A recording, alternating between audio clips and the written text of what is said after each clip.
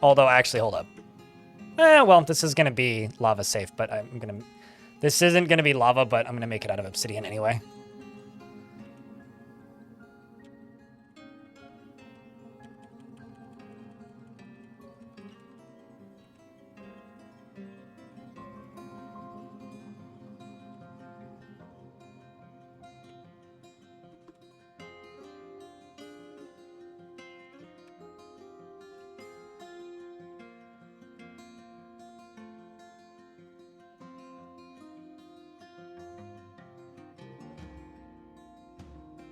Yeah, when the number of mechanisms is less than 10 is fine. Yeah, are you on a road by chance? Oh, you had a cave. Huh. Because I know that migrants can come through. Are you on an island or like in an inaccessible area? Like, are you completely surrounded by mountains? I wonder if they actually used a cave as an entryway.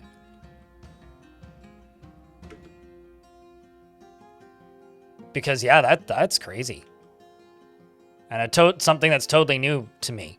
So, yeah, damn. That is wild. That is kind of wild.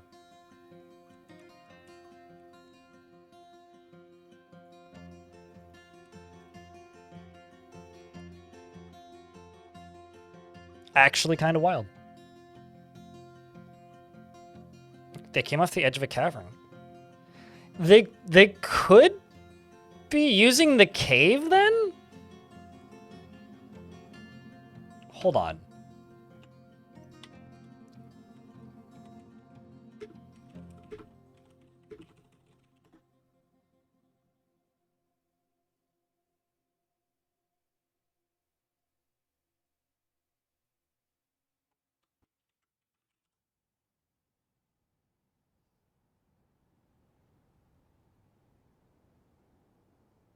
Yeah, I'm not seeing anything after a quick search. Speaking of migrants. Yeah, that's cool. I would love to see that happen. That is kind of awesome. Yeah, no, definitely. Like especially if you see more migrants come from the caves.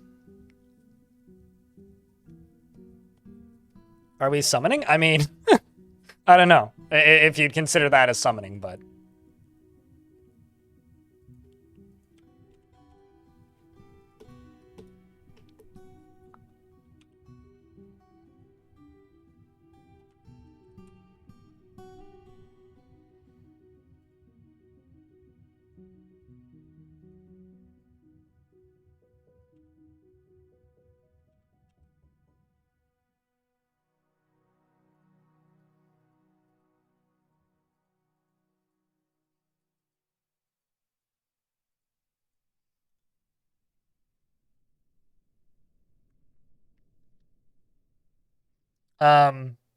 I've done that, Droven.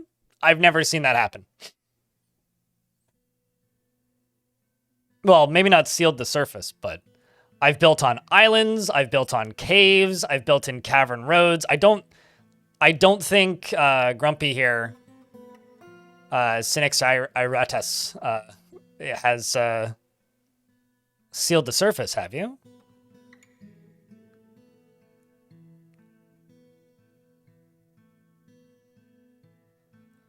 I've used borax to kill ants before. In regards to YouTube chat. Oddly enough, the funny thing with Dwarf Fortress, and this is just something that I've seen happen a number of times, it's not like an actual pattern. The people who find the weird shit that I've never heard of before or never seen before are often new players. Isn't borax forbidden? No. I have a bag of borax under my sink, so no? Not that I'm aware of? Why would it be forbidden?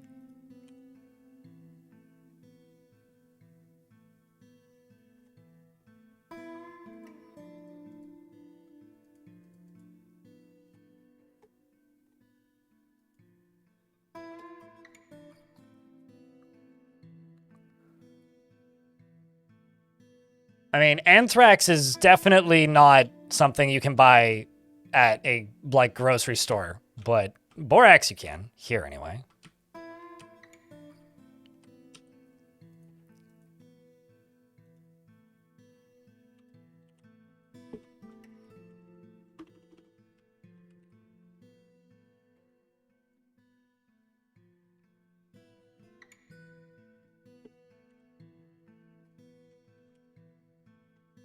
Ah, my manager be sleeping.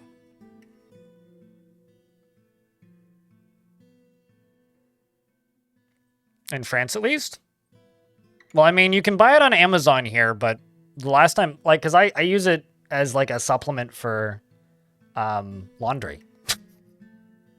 But also, it's a useful insect, like, killer, and is quite useful if you're trying to, like, if you live in an apartment and are paranoid about bugs, it's a nice thing to have on hand.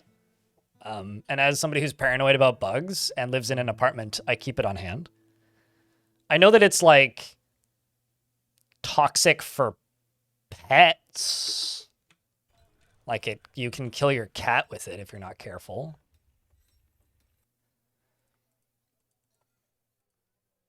Kind of thing. So I don't really know.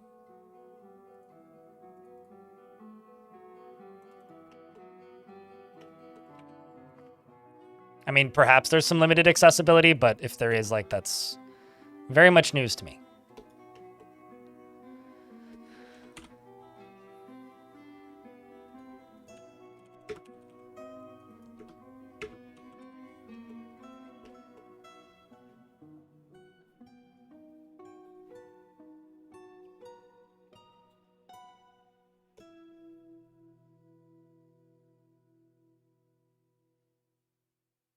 It's your favorite Warner Brothers movie villain? What?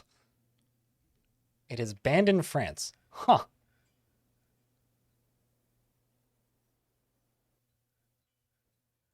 You're looking for it as you had a orangwood eating insect infestation? Oh, that sucks. You never do, you boycott them? Unfortunately, as somebody who has spent much time in places that are very car dependent without a car or often easy access to car, there are some things that, like, I kind of have to buy on Amazon.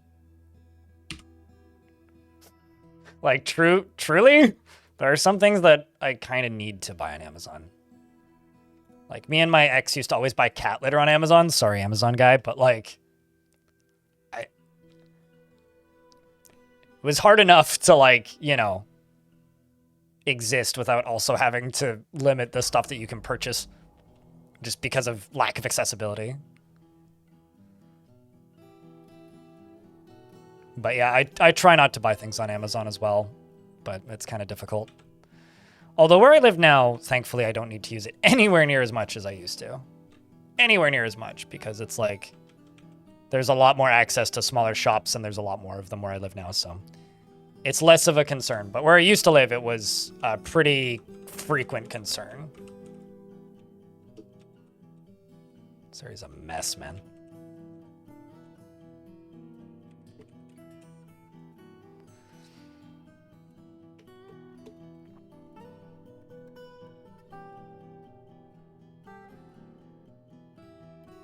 It's a little different being on Twitch, but, you know, if you're restricting yourself and boycotting Amazon, the storefront, and also all of Amazon's services, you might as well take your computer and throw it out the window. Because virtually everything is either using Google, Microsoft, or Amazon services. Unless you live in China. So that is very much stating the obvious and also kind of not generally what people boycott. I mean, if I can buy something locally, I'll buy it locally, not on Amazon.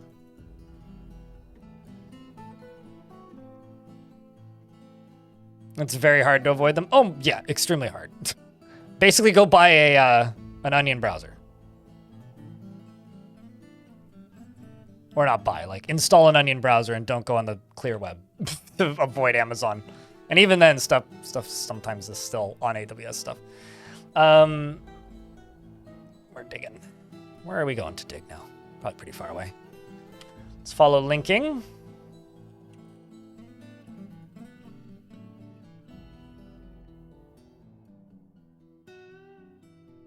Amazon storing your entire life. There's certain regions where like Amazon never really took off. Which is probably for the best, actually, in many ways.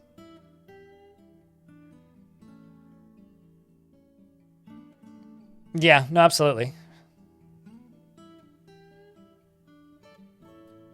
I'll be honest with Moreb as well.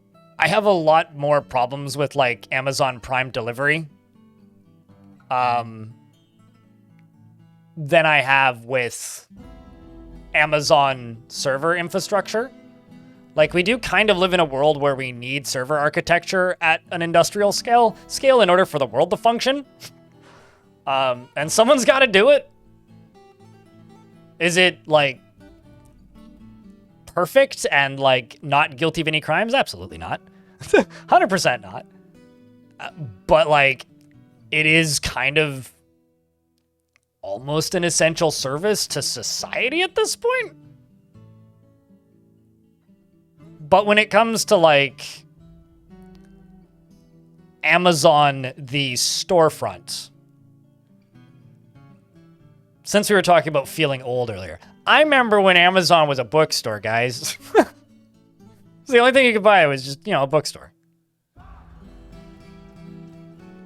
It's very hard to fight with alternatives to, like, server infrastructure, but... Ooh, I always love the Moth's Forgotten Beast. This one makes me excited for the color updates. The Forgotten Beast Leara Arepayato has come. A gigantic eyeless moth. It has a long, swinging trunk, and it is slavering. Its mahogany exoskeleton is sleek and smooth. Beware its deadly dust. That is actually a spooky one.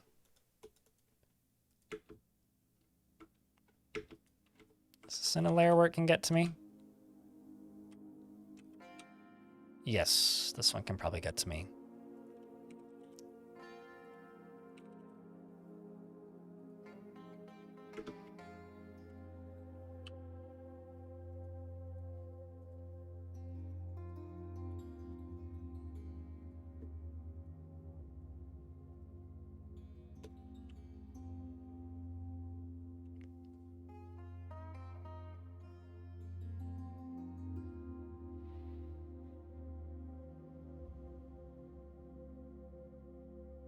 You remember when it was a rainforest? I think it still is. Please don't say that the Amazon was a rainforest, because that has a lot of very terrifying connotations.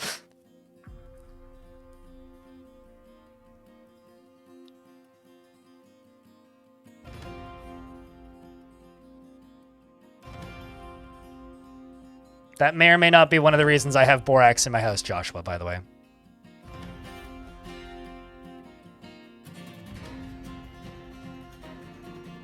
Oh, that's interesting. I didn't know that about mycelium and bees, Brian.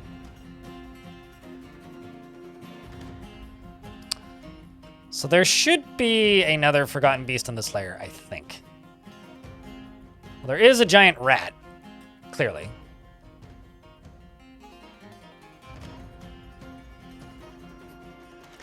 Something Gojira solo plays and everybody headbangs, Moreb. I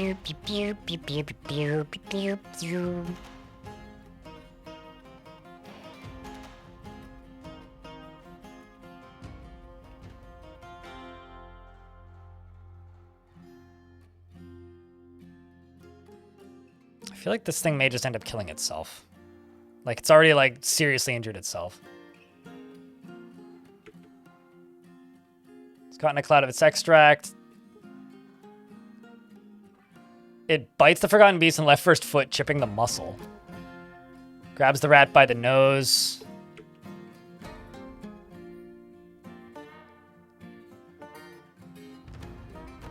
Killed a human quite a while ago. And now it's going back for the rat. Okay, that seems to be like...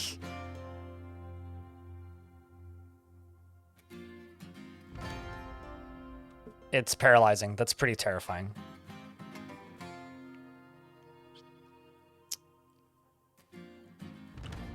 There's a reason I've readied up the soldiers. Enjoy your lurks. Let us know if more migrants arrive through the caverns, hey?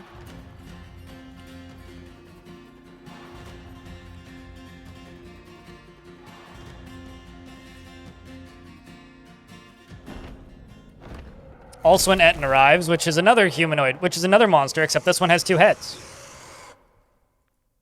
Where's this Etten? It's named Rithul Morullatast. And I haven't killed any of your family members. I'm just going to send this squad to go kick their faces. Really hard and stuff.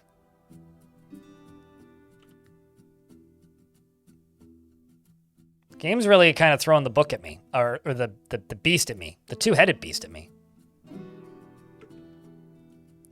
Seems like one of my swordmasters ran into it first, although this swordmaster was not equipped or ready to fight, and is actually punching it. Can this dwarf beat an Etten in a one-on-one fist fight? Well, now it's no longer a one-on-one fist fight. The Etten is now bleeding, and doesn't have anything in its inventory, so no fun items are being acquired here. The dwarves just kind of handily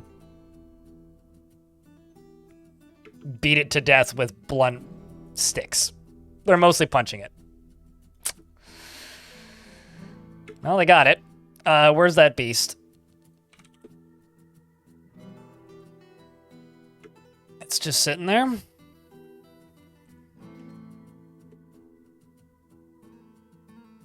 I really need to lock these up.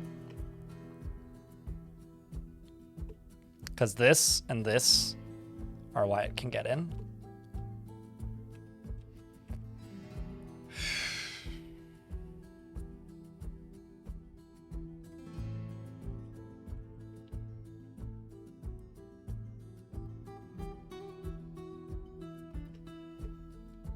Although I don't really want to fight it because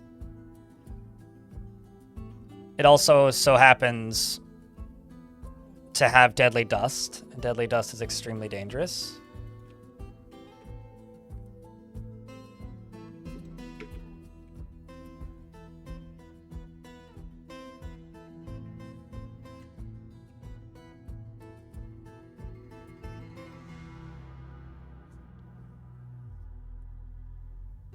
I don't know.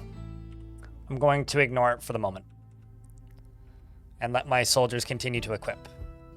Although,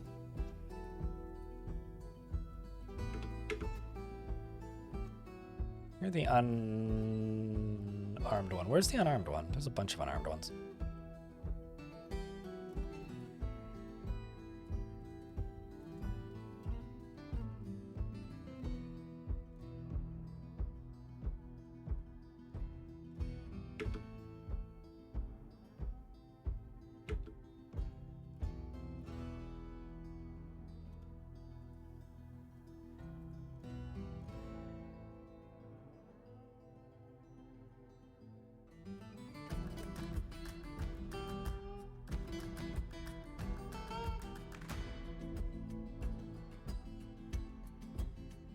You've got no injuries. Oh, your hand is gone. That would do it. All right, well, we'll let them just do their things. Like, why are you not equipping a weapon? It's like, well, you're missing a hand. So I'm no longer like judging that dwarf for not doing that. Let's just jump down to here. That needs to get closed. This up here is all empty. Seal that off. And seal that off. And go down here and turn this on. Gotta upgrade the weaponsmith skill now. Which actually means we're probably getting a bunch of weaponsmiths, right? Which is really nice.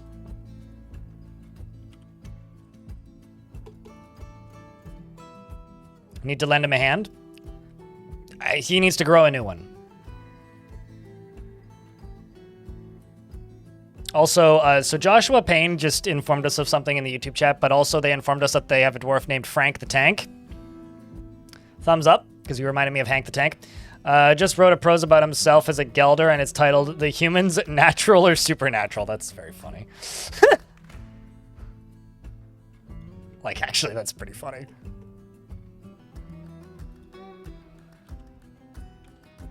Okay, so I'm starting this water up, but we're in an ad break, so I will pause.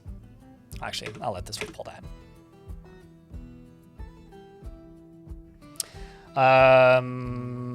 Where lizards can grow a new hand? I think so, but I'm not going to do that. Because he's more likely to just die to the were lizards than grow a new hand. Significantly more likely to just die. I think you should stop porch construction because it's midnight. I mean, I don't know. I build IKEA furniture late at night, so... Yes, probably if it's dark, or if you're tired, or if you need a break, or, you know, anything else of the sort, sis.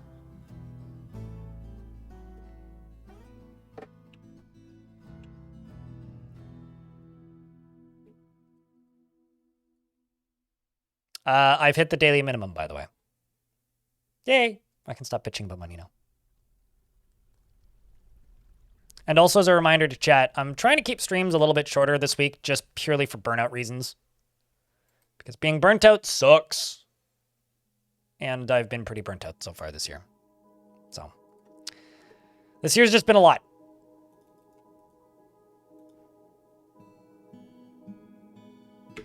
So instead of, you know, doing 10-hour streams, I'm trying to keep them to around 8. So we're going to do 4 8-hour streams a week. And I'm going to try and use the extra mental capacity to stick around in streams that we raid in the evenings and make more YouTube videos.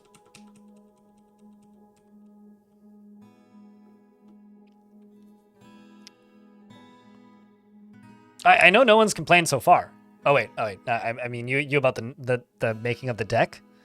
I don't know. I think whether or not you should continue working on the deck is purely based on whether or not you are tired and need to stop. The closest is 150 meters. It's way closer than my old neighbors when I still lived with my parents, but I think this doctor got into a fight with a duck. That doctor tantrumed, and then it was like the duck was in combat with the doctor, so I think one of my doctors just had a tantrum and beat up a duck.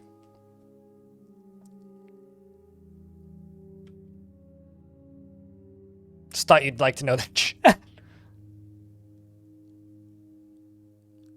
Duck versus Doc, yes. Duck, doctors, and the 24th and a half century.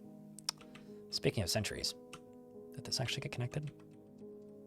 So now we just need to wait for this whole thing to fill up. And when it's fully full, then I can pull a lever. And hopefully,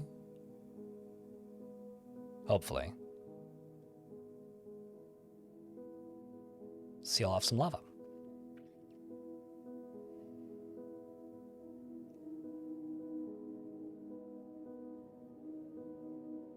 Yeah, I mean, as long as you are not tired and like going to like hack your foot off with a hacksaw, I'd say it's fine. Also, Letteran, I really like your pottery stuff. That stuff's cool. It was a fun chat.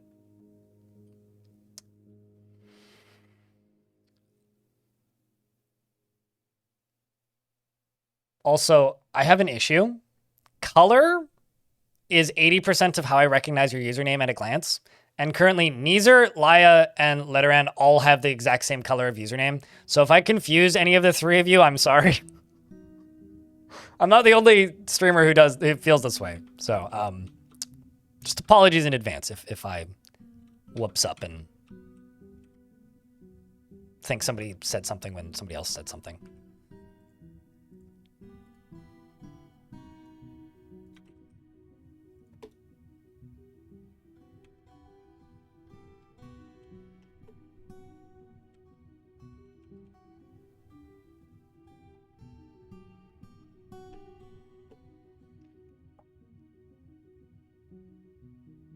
It's just we have a gang of purple names in my chat, and it's okay, so you need like a 40K speech, but instead of saying we are ultramarines, you have to say that we're ultraviolets.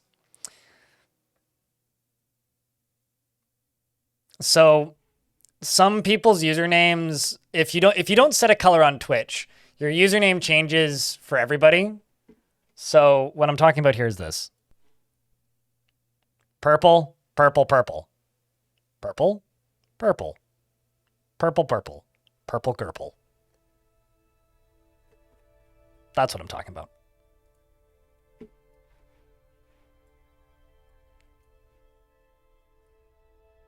Everybody on YouTube is the same color as an alternative, which is almost worse because then it's just harder for me to determine who's speaking half the time. All I'm saying is YouTube needs to give YouTube chatters the ability to make their names rainbows. Just out of fucking practicality. But you're blue twitching hour. It's fine. It just means that if I think somebody said something that somebody else said, then... Brain bows. Yes, exactly. Readability bows. Not to be confused with Bose headphones.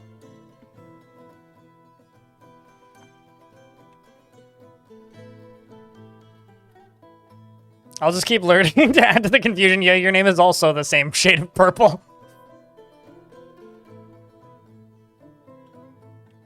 It's fine.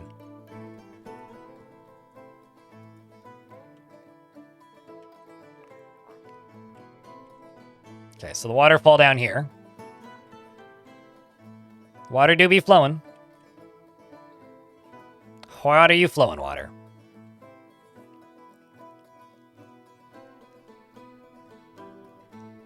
I mean, I went to look at other options. It seems to be the only purple since you don't have turbo. Yeah, that's always been the case. You don't get, like, the color picker unless you have turbo. I think Prime also gives you the color picker, doesn't it? Unless they re-restricted that. I don't know. I have both, so...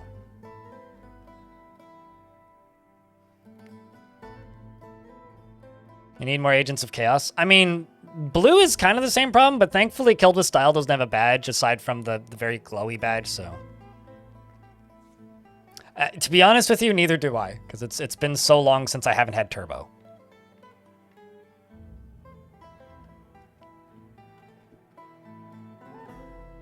My YouTube name is also Boyd. I guess this, for YouTube chat, this is the equivalent of everybody just setting their name on YouTube to the same thing. Which, like, don't they restrict how often you can do that on YouTube? I think they do. I could be wrong, but... I just like watching water fill, so...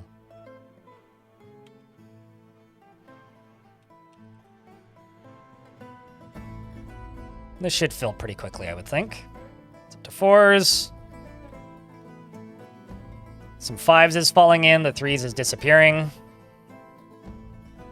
There goes the 3s. Up to 5s.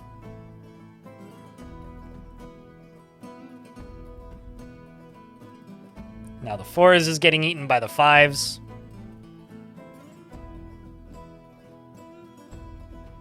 Wisdom. Username checks out.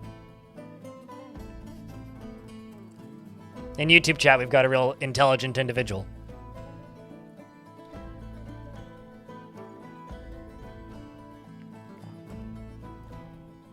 And their username is Wisdom.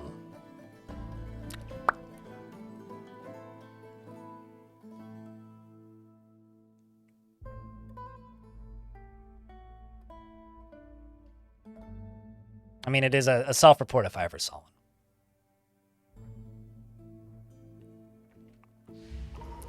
Meanwhile, the brewer withdraws from society. Good luck, Maffle. Test received. Grumpy.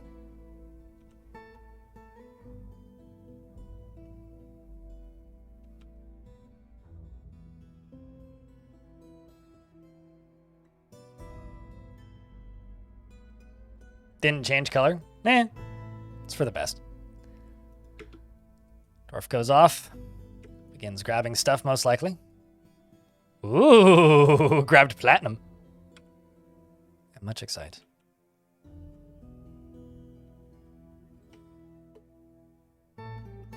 What do the water numbers in water on the water represent? The depth. So 7 of 7 is as deep as it gets, and 1 of 7 is as shallow as it can get. If it's 1 of 7 deep, then it will evaporate eventually. Otherwise, it's pooling enough that it won't evaporate.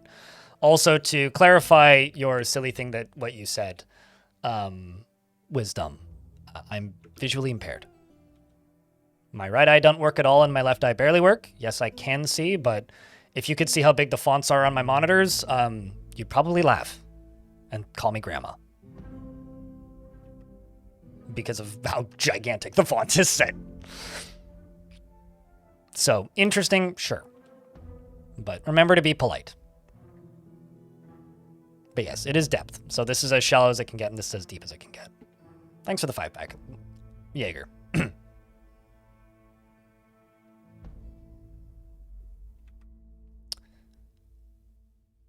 All right. I just need this to get built up.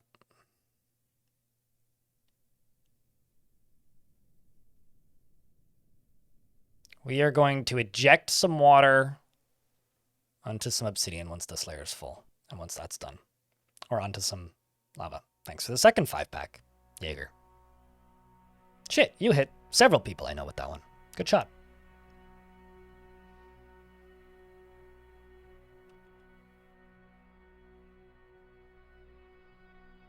Okay, we're up to 7 deep.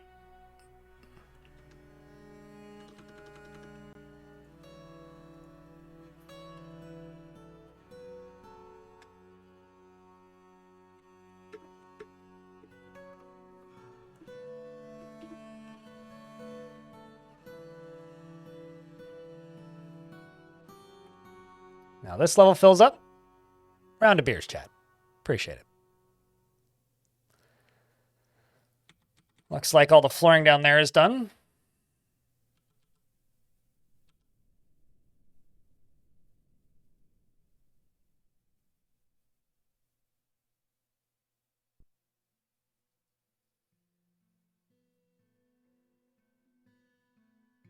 Continues to fill.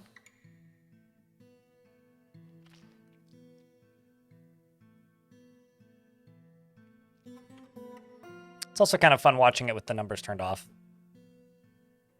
Just slowly gets darker. I used to always like it that way. And I actually got really good at like judging depth without having the numbers on. Versus this.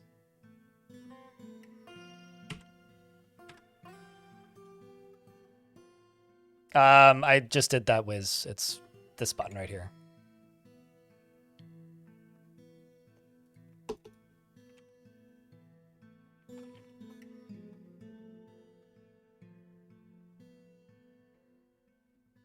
Looks a bit like a Prince Rupert's drop. I don't know what that is.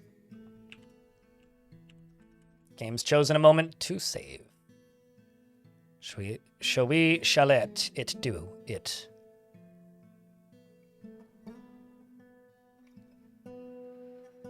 Quicketh alley. Hopefully.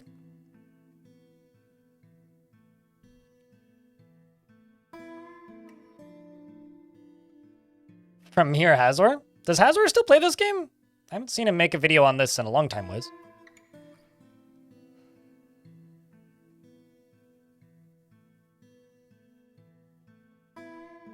You can almost hear the sound of the waves. I can't wait until they get the water ambience that they talked about in there.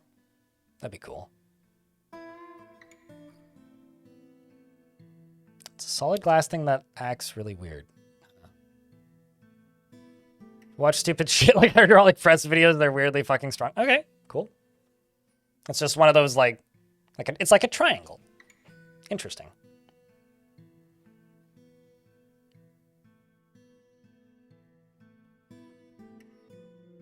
Fair enough. Yeah, because I feel like Hazor realized that he could make a lot more money if he made a lot of RimWorld content. So like he seemed to kind of disappear down into that rabbit hole. I remember seeing him streaming once and going on about how nobody watches Dwarf Fortress videos and how he was working on one and that he was scared that nobody was going to watch it, and then he released it and it got like 100,000 views in like a day. Thanks for the 5-pack, Jaeger. You're very kind.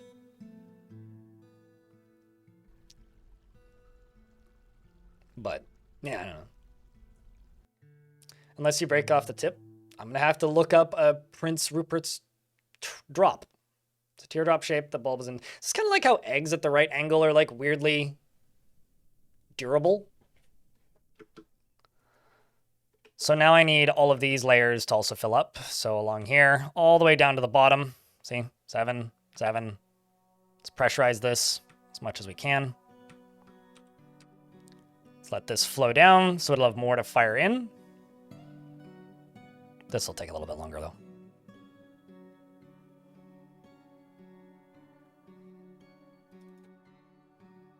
Let's check on this dwarf. What do you need?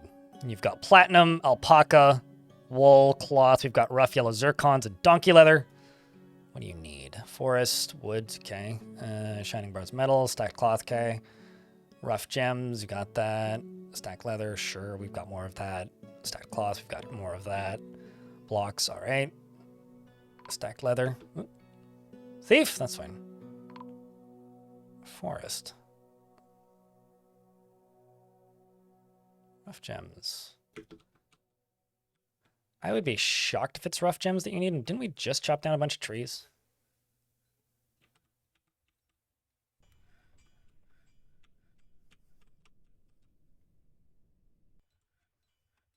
Yeah, I've got rough gems like right there.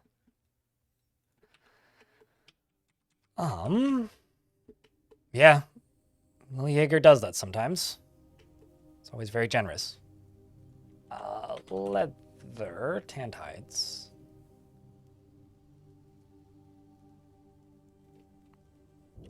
There's no such thing as an item being too far away. And I know they're not inaccessible.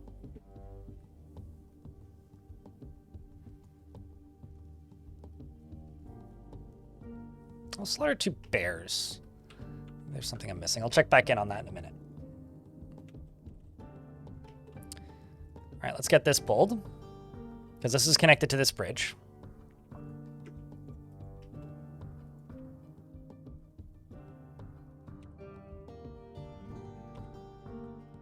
Yeah, thank you very much for the 15 subs, Jaeger.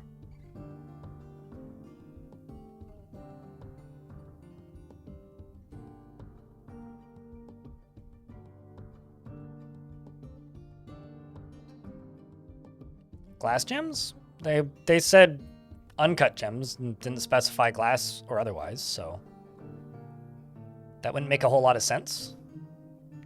Am I making rock blocks right now? Kind of feels like I'm not.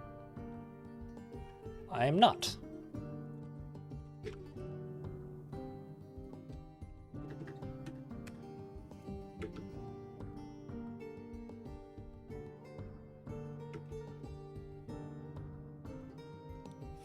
Failed to grow trees. How deep was it?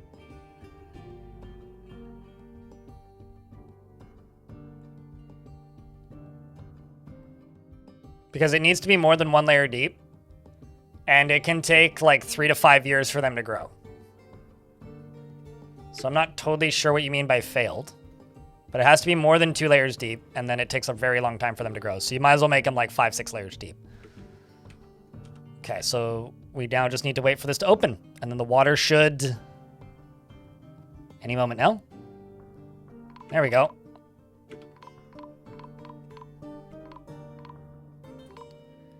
Any moment now.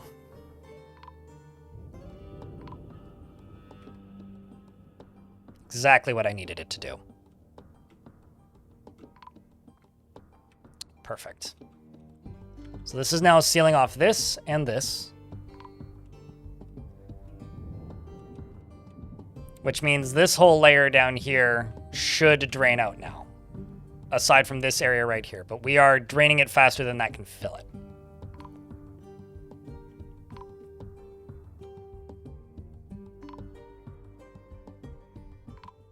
And ideally, this will go all the way up to the edge here. And it could theoretically... Actually, it'll probably just flow back up on top of this.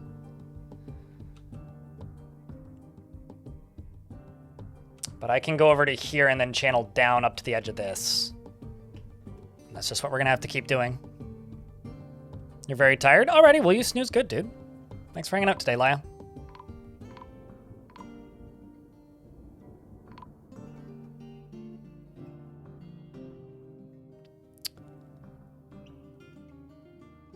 I don't know what BFME2 is. I'm just for clarity here, I have no idea what that even is. It sounds like a Lord of the Rings thing, but... Battle for Middle-earth, maybe? Yeah, I seem to recall hearing about a mod for that was standalone, but not a game I've ever played, so I really had to think about that one for a second. It's 4 layers deep. Okay, it wasn't long enough. Thanks. Yeah, no, it takes a really long time for trees to grow, and it also seems kind of random. And for whatever it's worth, I didn't intentionally make that into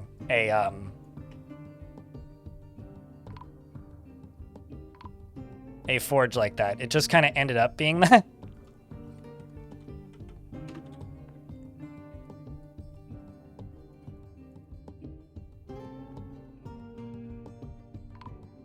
Shining bars of metal, pictures of stacked cloth, rough gems, stacked leather, stacked cloth, square blocks, stacked leather, forest, shining bars of metal, stacked cloth, rough gems, donkey leather, stacked cloth.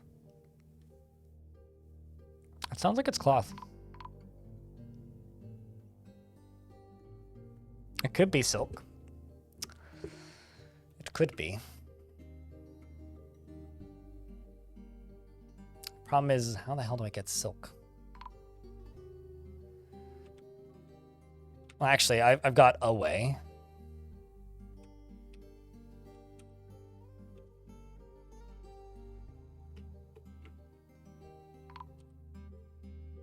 All right, I was gonna say I've got a way, but there's no webs down here.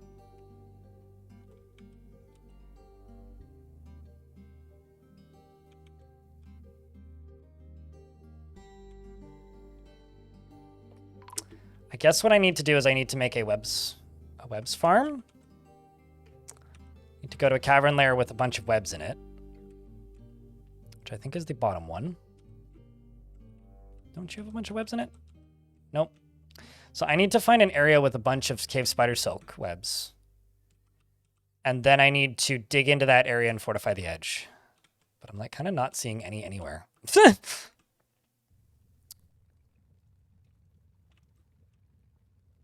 I don't know, the one modding scene that truly surprised me for a game is the Lego Rock Raiders modding scene. One, because they're kind of crazy, and two, because they literally rewrote the entire game. Similarly to like not the RuneScape, the Roller Coaster Tycoon community. Doing similar levels of absurdity. It's like, wait, what? You did what now? They did what with how much time? Why? Yeah, I'm not seeing any cave spider silk. Okay, there is. It's just very... Okay, there's a bunch over here.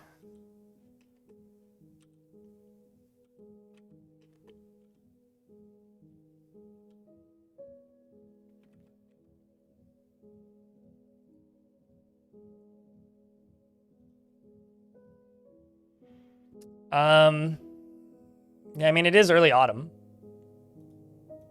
So if they brought some, yeah, sure. That's probably not actually a bad idea.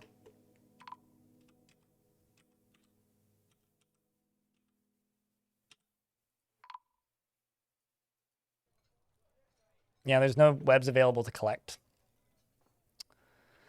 Yeah, well, we'll have to try for that. I will just buy out whatever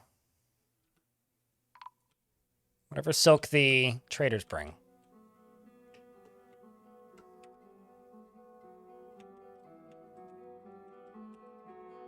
So this whole layer is drained out now, which it wasn't when we started this. This won't go too far because it doesn't have too far to go. But because I've actually blocked this off, I'm actually just going to do this. I'm just going to seal this sucker off.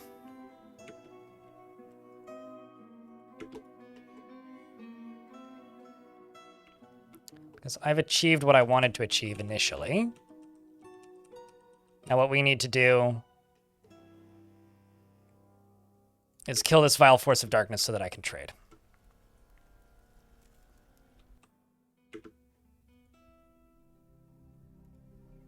Where is it?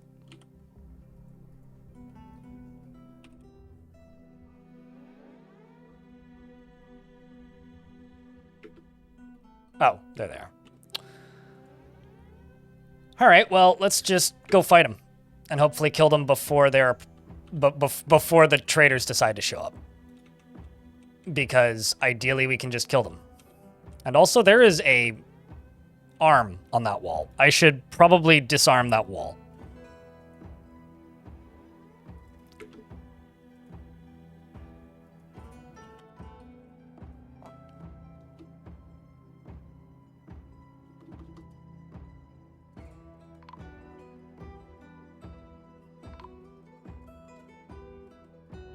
And Snatcher, protect the children.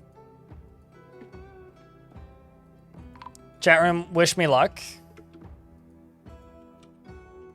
We do need to hope that the enemy here gets dealt with.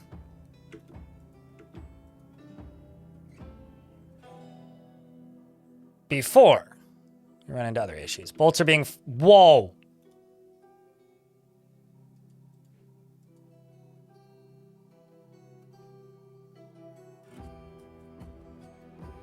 Wow. This dwarf just killed a goblin crossbowman with... Did you get an iron bolt somehow? Fungi wood bolt, fungi wood bolts. No, literally just fired fungi wood bolts. Just killed a goblin with fungi wood bolts. That's impressive. Also, this guy's heavy bleeding now. That is impressive. Anyway, we do have a dwarf in the middle of everything who is dodging everything and doing an incredible job just soloing this entire goblin siege. This is one of my best dwarves, in all fairness. I mean, this dwarf doesn't have a shield equipped due to their left hand being fucked up. They are wielding an artifact gold sword and are simply dodging in and out in between the minuscule goblin threat and ending the siege more or less single-handedly. And I don't even think we didn't even lose a single dwarf. Didn't even lose a single dwarf. What a proud moment for our great dwarves. Now, please don't be too late to trade. It only took a day. That dwarf is one giant slayer, let me tell you. Although you are injured. But you do have 11 notable kills and 19 others. Is a legendary fighter, etc. Got several injured dwarves, actually. Celebrate that dwarf with a statue. I mean, they're still alive, and absolutely. Oops, that's not where I typed that in. Gold statue.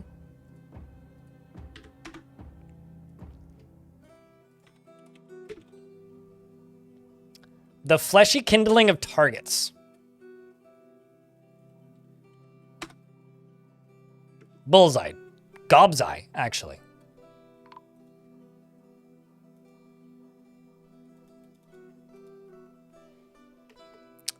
Well, let's just hope it's not too late to trade.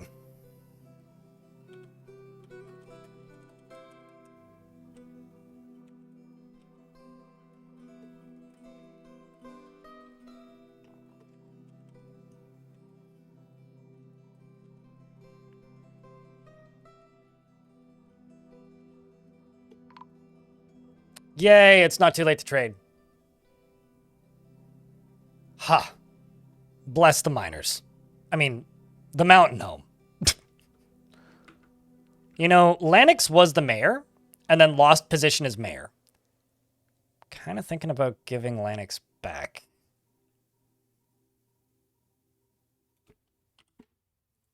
That task.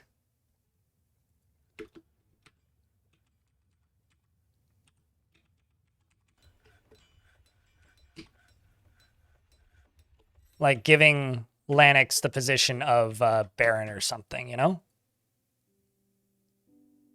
What do you think, chat? Because Lanix was our mayor for like 8 years. And then ceased to be the mayor.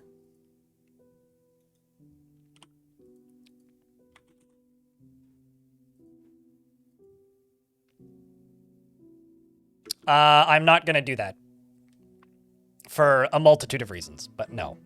Could I do that? Sure. Will I? No. Okay. Because they need to be able to talk to people, and it makes it a lot harder for them to talk to people when they are locked in a room. So, once again, I like enjoying the video game I play. If you want to make a Were-Lizard the Baron, by all means, you could do that in your own playthrough. But I don't really want to do that. Thank you.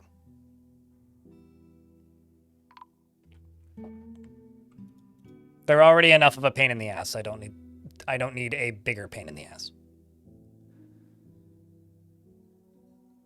Yeah, and then, you know, Dwarf goes to go have a meeting with them, and then they turn into a were-creature and scare the ever-living shit out of them, which is kind of funny, I'm not gonna lie, but no, I'm not willing to do that.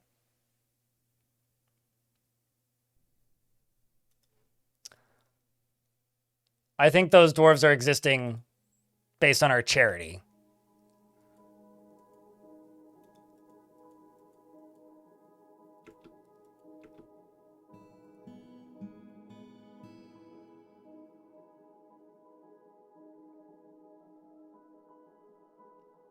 Oh yeah, no, totally. I mean, I'm having that happen just by having these were-creatures. Why does everybody want me to build pyramids? Yes, I've built pyramids before. What's the fascination with pyramids? Yes, I've built pyramids before. I don't find them particularly interesting. I once built an inverted sphere, like an inverted dome, like a bowl underground, and then filled it up with lava, and then put a bowl on top of it made of glass, and then filled that bowl up with demons, and then dropped that into a cavern layer, and watched it explode with about 150 demons inside of it. I've also built an upside down pyramid. Get an original suggestion. Ask me to make like a decahedron or something, or an octagon. Be creative. Everybody asks me to make pyramids.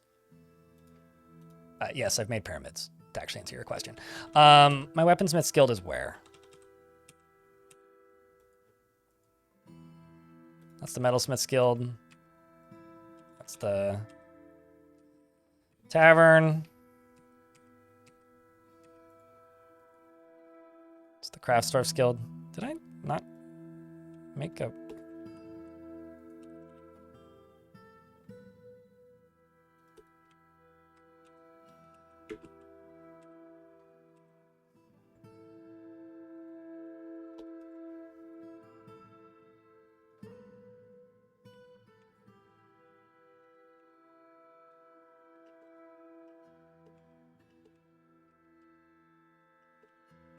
Where the hell did I put my weaponsmith guild?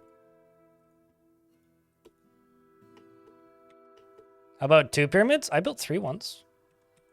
I guess I don't understand. I don't find them to be that interesting of a thing to build. I usually build circles or domes if I'm going to do surface stuff like that. So have I built an inverted pyramid recently? No. Have I done it in the past? Yes. Oh, there it is. That's easy.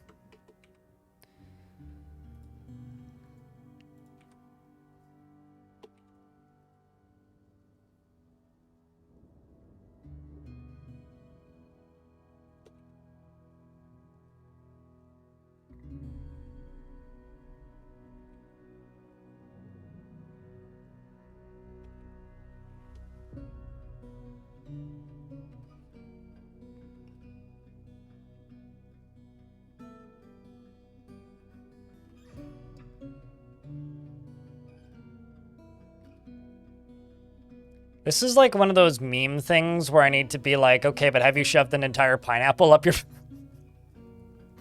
Like, I don't really know how to directly respond to this, to be honest.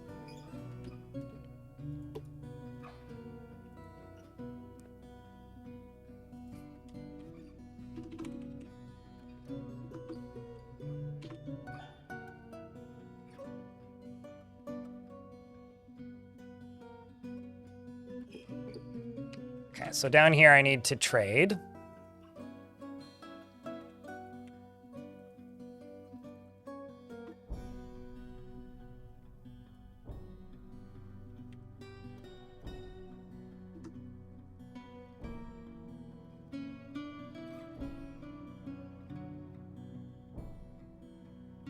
Hello, Raul. What's up, dude? Mods, can I get a shout out for Raul if there's any mods lurking? Can you build a Tesseract? I'm not gonna lie, I don't know what that would even look like in game. Like, genuinely, no idea. Just a cube? If we're talking about, like... The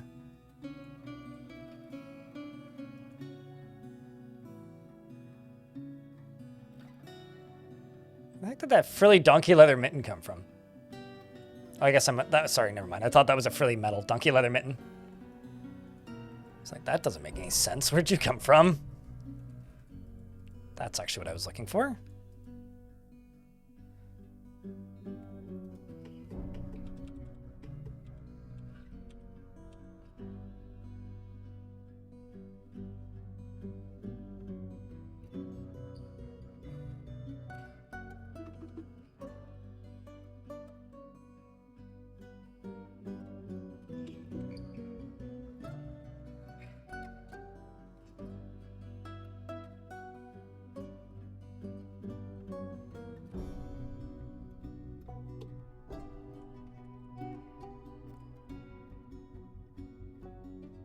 That form of Pentagon would be fun. I don't want to build something that people think is the US Pentagon, but as a design thing, yeah, that could be neat. All right, I guess I have to do everything myself.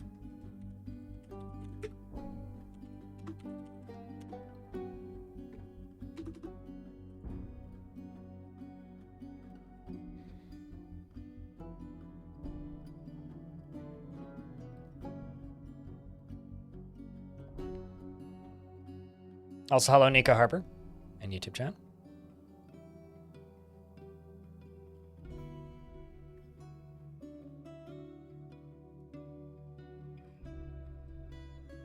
I did a pentagram once in a fort, although that's kind of a Halloween thing. Bow. That's what I was looking for.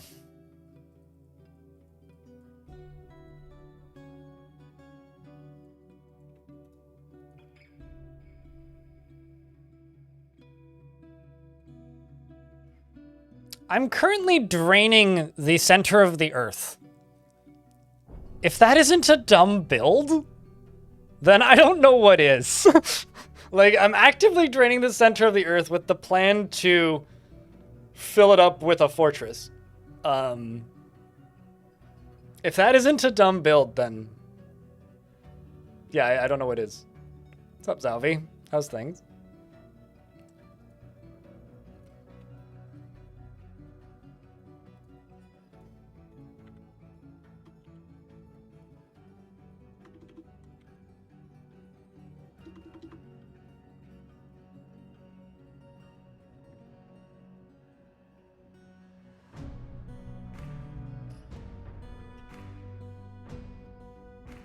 Tree of Life pattern on a floor library once? Yeah, I mean, that could be cool. Archimedes screw. Isn't that just like an alternating set of blocks? Or am I thinking of something else for the Archimedes screw?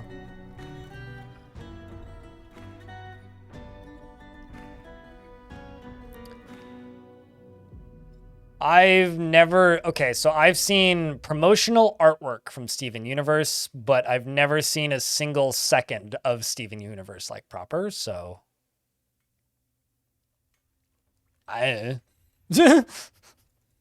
bit outside of my pay grade, I think.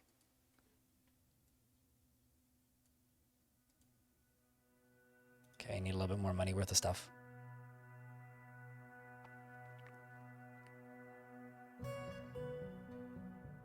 I don't watch children's cartoons, so. Glad you enjoy it, though.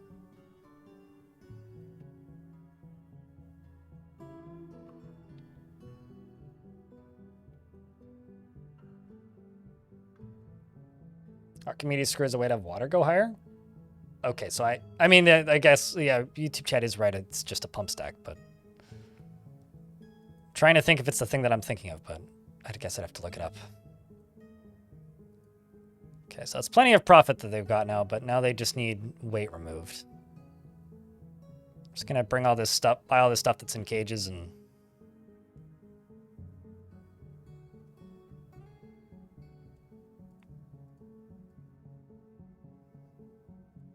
all of this.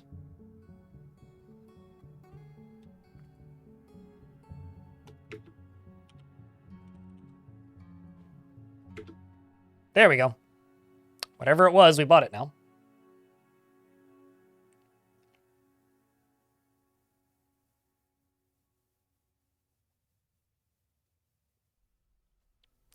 I feel like there's very few conveyor belt sushi places that I would actually trust where I live, so...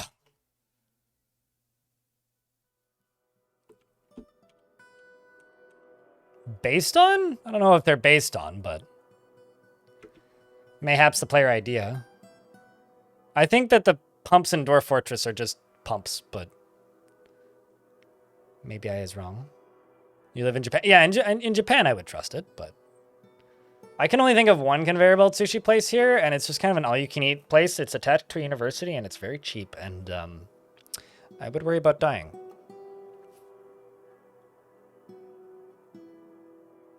I know a friend of mine, Squire Doodad, has a pentagram tattoo made of pizzas.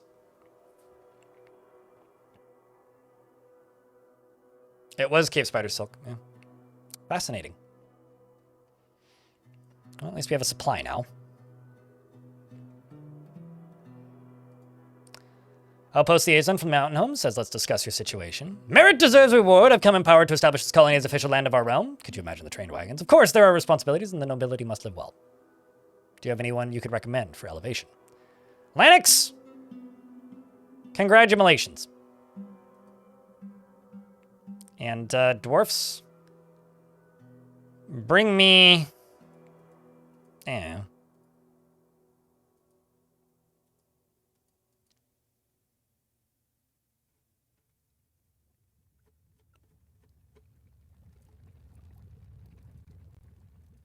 I don't know.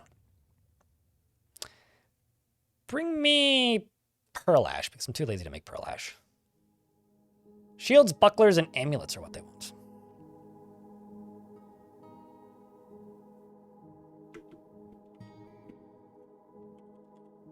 I don't have any pump operators. Second choice. Don't have any mechanics. Third choice. I presumed you would go with mechanic next. I do have a siege engineer with a crown. He's got an air of narcissism about him.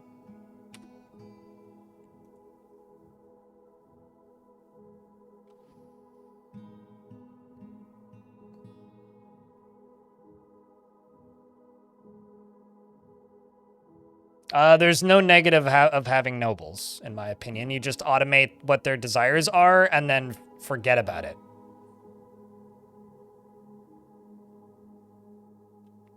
So there is no negative to having nobles. You get bigger trade wagons. It makes your dwarves happier, and they're easy to manage.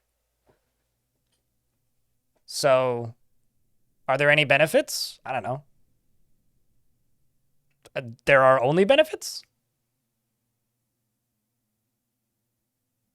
to being promoted, and refusing to be promoted, just you get to do less of the game. Like, no, there's only negatives if you refuse to be promoted. Currently. Because there's no other alternative. You can automate noble desires? Okay, let me blow your freaking mind here. I just got a new mayor, so I need to do this. Make ballista arrows. Well, that sucks. Okay, so... wooden ballista arrow. I'm gonna have to forge them out of something, which is actually kind of annoying because of this fort, but... Of course, the game is like, I'm gonna give you the one thing that you don't want to make. I may have to replace this mayor, but for my other dwarf, who I just promoted to noble, I do still have their... Actually, I'm just gonna ignore that one for right now. But that other dwarf, who I don't want to die in a fire, where are you? I thought I had it. Yeah, there it is. Crutches. So... this dwarf, my mayor, who is now my old mayor, who's now my baron, or about to become my baron, wants 3 gold crutches to be made. Every season, I make 3 gold crutches. I never have to worry about it again. Every now and again, they'll ask for something made of clear glass because they like clear glass. Crypt beer. And this dwarf can die in a fire.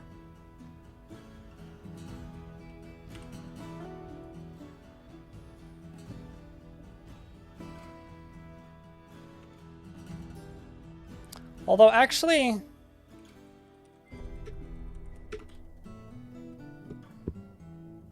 I want to say you can make wood, just plain old wooden ballista arrows. Let me just double check. I might be, like, tricking myself into believing this right now, but I think you can.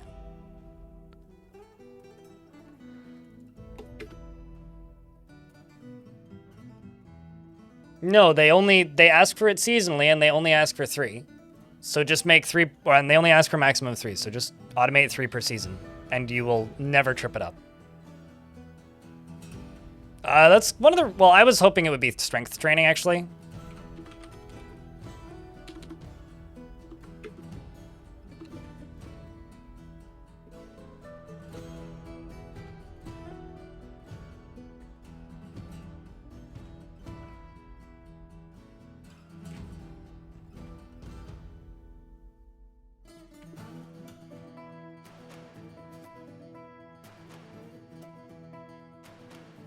Yeah, if greater than 10, we'll just do. It's fine. I think you can just make wooden ballista arrows, so...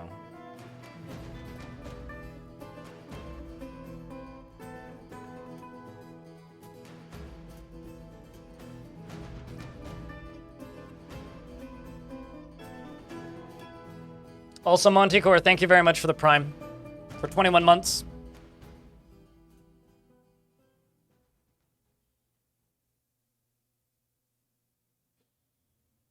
Also, apparently there's a combo thingy going on. It doesn't say who did it, but cheers.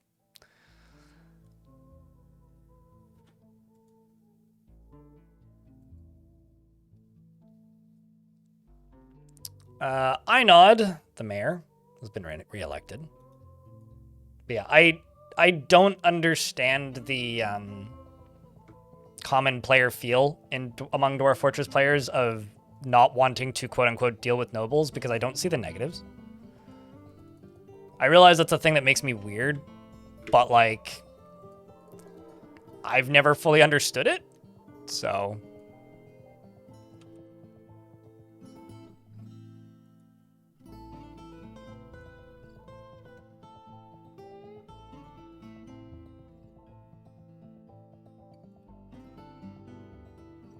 I don't think I've ever seen somebody achieve a combo in my chat. So, that's a first.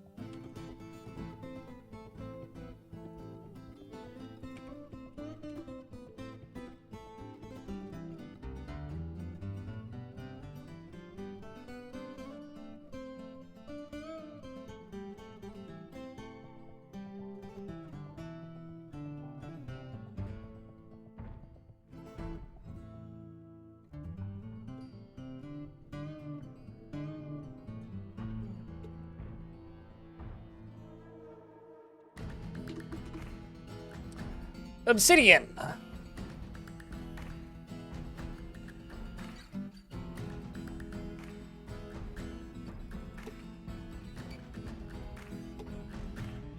That'll be my Baron's quarters.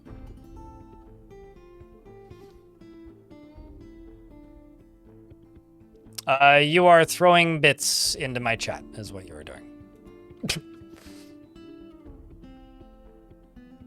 Or you threw bits into my chat. It's a new feature that Twitch only just introduced that I don't know why they let me into the beta for it. I tend to just complain about new features that I don't like, and I'm not sure if I like this one yet, but hey, thanks. And it's also apparently almost a hype train.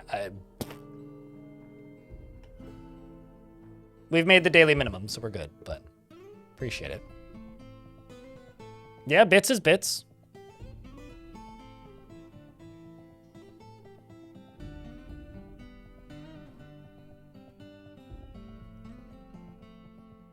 Yeah, I mean, I wouldn't want to like get whacked in the head with a gold crutch. That does sound very unpleasant.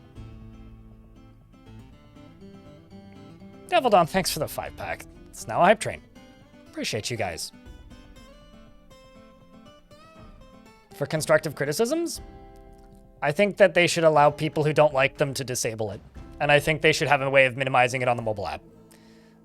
That's my feedbacks for the Twitches.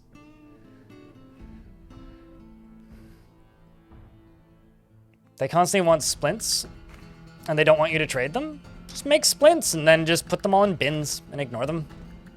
Or just put them all into your hospital. You can put 156 splints per... Oh shit, you got Crocodile. You can put 150... And Lazy Man. Damn, I haven't seen Lazy Man in a while. You can put 156 splints in one... what's it called? Oh, never mind, that's a different crocodile, not the crocodile I thought it was. You can put 156 splints in a single chest. Box, bin. Not bin. I think it's more in bins. But yeah. Nikasaur, thank you very much for the $1. Appreciate you. For the combos thing, you do have to hit the funny heart thing, though. Hello, karaoke.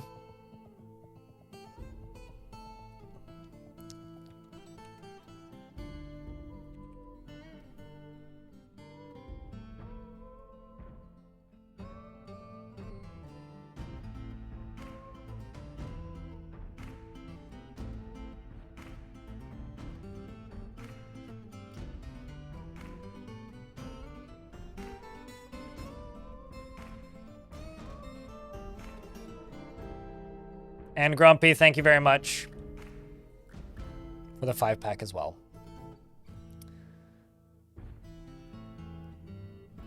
When selecting items, because, okay, so you want to, like, when you're saying selecting items, I'm presuming you're talking about trading. You want to see a button that you've probably not noticed before. Yeah, when you go to trade in here, everything that you've brought to be traded is a problem. But if you go here and you click this, you see this. Toggle whether units banned by export mandates are listed. Click that. And then just trade to your heart's content.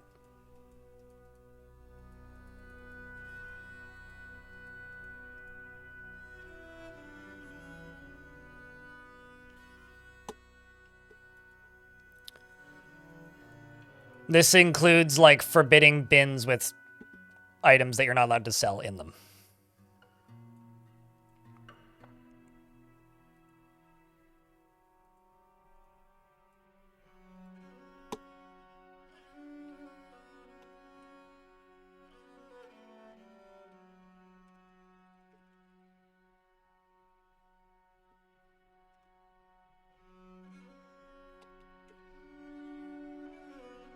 So 12 a year.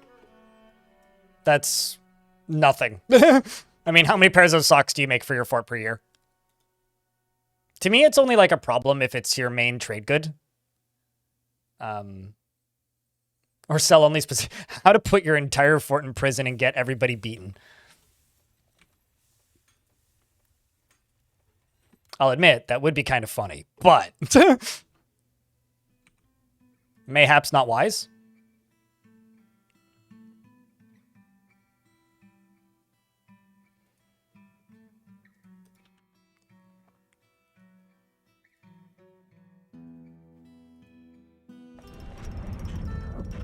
Oh my god. The brewer has constructed Sabrizurel, a platinum spear, and offers it to the enjoyable knowledge. Well, that's incredible.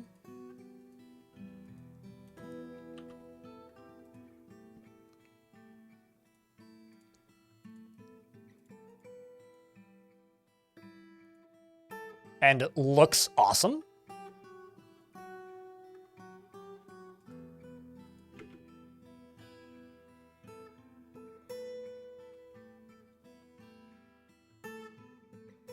Like, wow.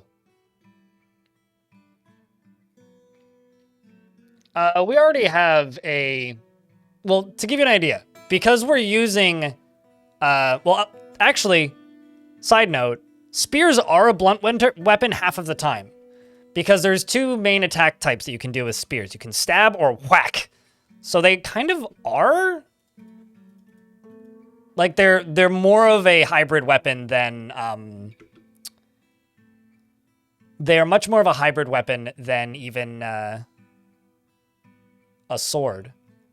This is a platinum spear. All craftsmanship is of the highest quality. It is encircled with oval cabochons and studded with platinum. It is decorated with tower cap and encircled with bands of donkey leather and giant cave spider silk. On the item is an image of Cole Praisesure and Cotmith, the pulley princess of Alliance, the platinum mace in alpaca wool. Cole is raising the platinum mace. The artwork relates to the creation of the Pulley Princess Alliances in SKULLPONDERS by Cole in 1078. That's my platinum mace, because I do have a platinum mace. On the item is an image of dwarves in yellow zircon. The dwarves are traveling. The artwork relates to the foundation of SKULLPONDERS by the curse of knowing in the lean paddles in the early spring of 1070.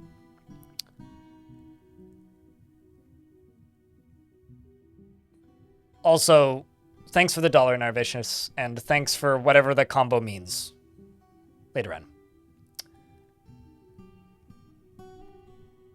Also, on the item is an image of Snauzo's profane Fiddle the Goblin in grizzly bear leather. Also, I need to check this. It is not quite considered grand yet.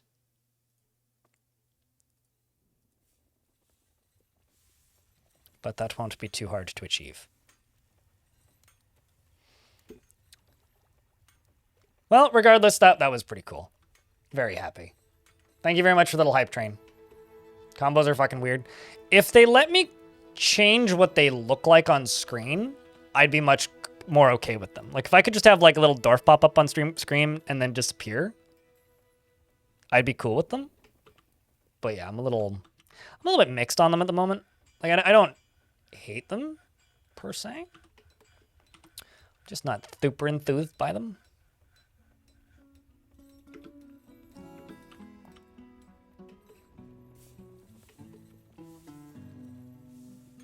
It's just kind of a, well, this could be better.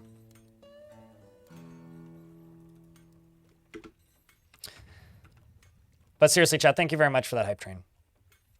With the 16 subscriptions and $10.35 in bits, we've definitely hit the daily minimum, so we are good on funding, but appreciate it all the same, guys.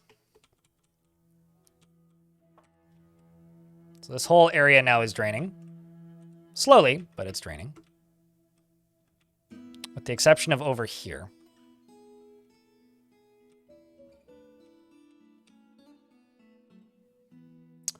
With the exception of over there.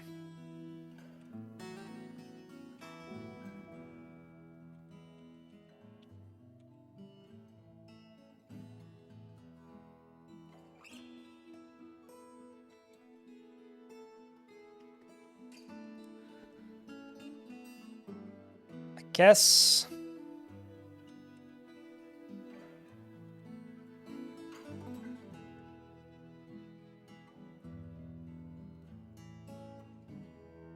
What I need to do is this.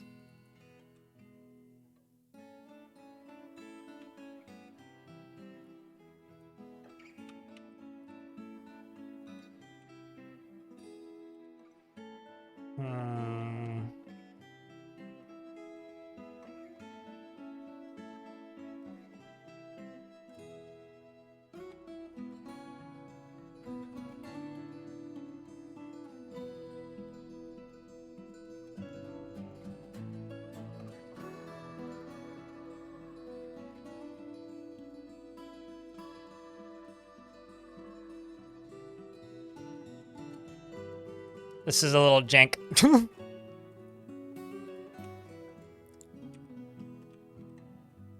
Little bit jank.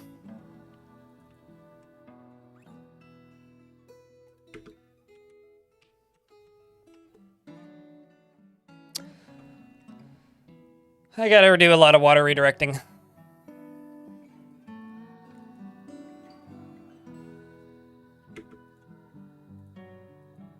Quit walking on this, please. Let them finish building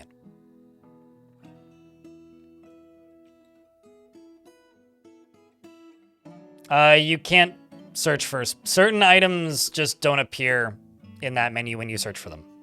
There is no way to make it work because it isn't as well indexed as it used to be, which is actually a really, one of my few annoyances with this version is it used to be much better indexed. Like the indexing on it used to be a lot better.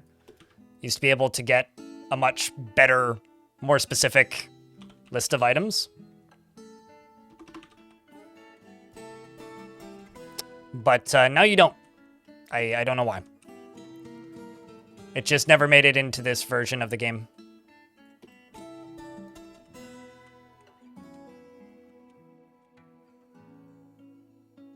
I have a question. Why are you trying to find cartilage? Cartilage isn't used for anything.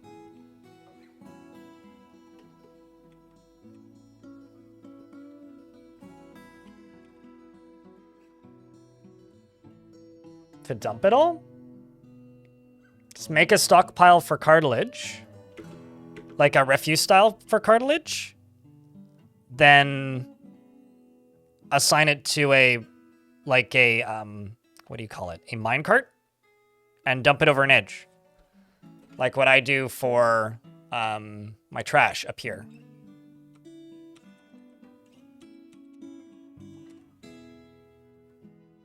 Just do that. And don't worry about it so much. Also, I genuinely don't know why, but every time I look at this stockpile, there's a barrel in it. Who keeps putting barrels in the stockpile? Stop it, damn it.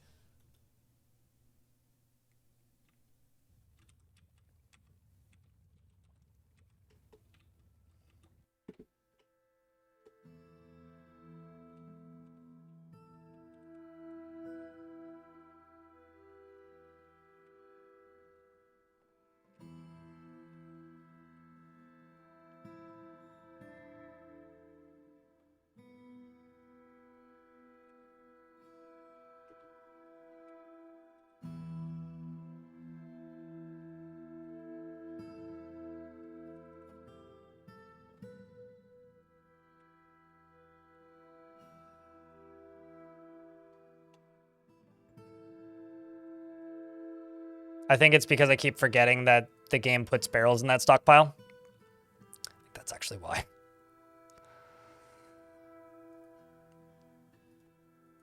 Like, it's entirely just my own fault, but it's mildly annoying. All right, let's go here and just go down, like, right there.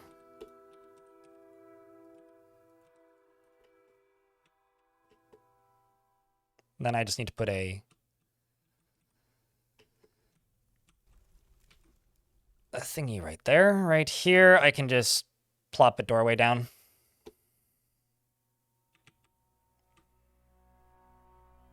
You need breakfast? Go get breakfast.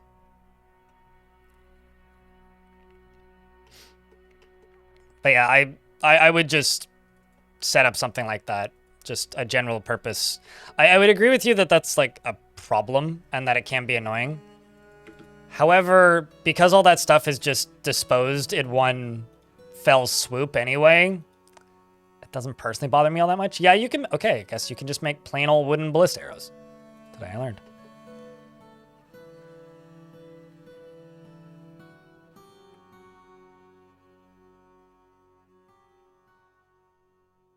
Cat, can you not interlap? I'm trying to dinner. You know, that's a vibe. I can't tell who rated Elfie more last night, me or Elfie's cat. You know, my biggest issue with combos is it tells me that one person contributed 250 bits to a combo. Doesn't tell me who. In the chat, it says that Ledren contributed 50 hearts to a value of 250 bits in the combo. If it told me in the activity feed who contributed, I would like them about 60% more. Because I want to be able to say thank you, username, for the amount of money that username gave me for amount of money. And it irks me that I can't do that with combos. That's my issue with combos. I think that's a valid issue. It's like, it's breaking the social contract of Twitch, kind of.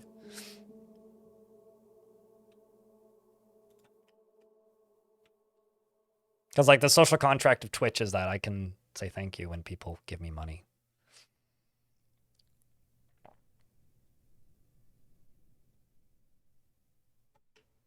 So like if your chat's moving really quickly, it's literally impossible for me to even tell who contributed.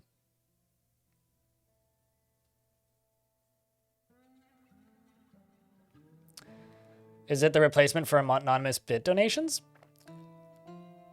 I guess so. Because like you can't type in with it. So I guess that's an argument. But that's the thing though, is they're not anonymous. Like they are decidedly not. They're quite literally the opposite of anonymous.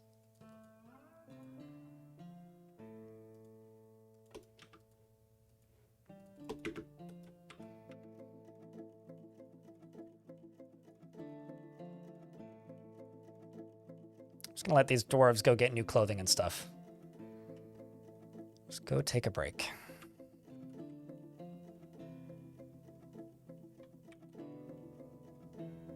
Also, Lanix, you're a baron now, if you missed it.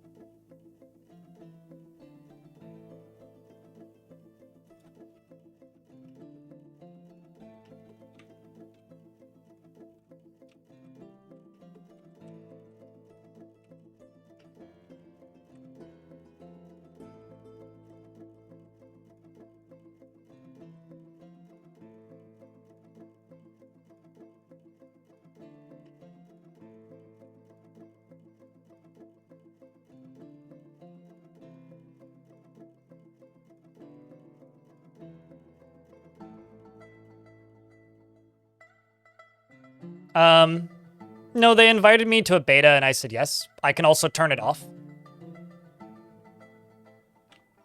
So no, they do not throw new features at me without me being able to do anything about them. They invited me to a beta and I said, meh, why not? That never happens. And then I said, yeah, sure, I'll be part of this beta. And that's all there is to it.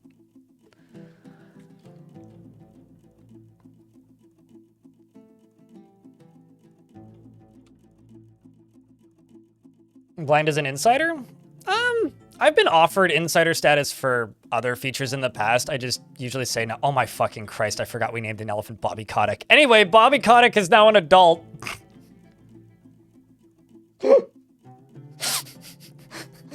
Sorry, but I did forget that we named an elephant Bobby Kotick.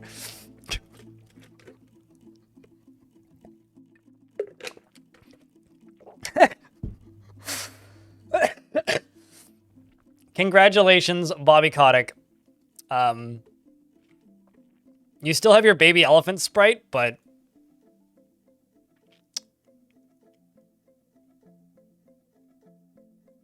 poor elephant. What, that we named it Bobby Kotick?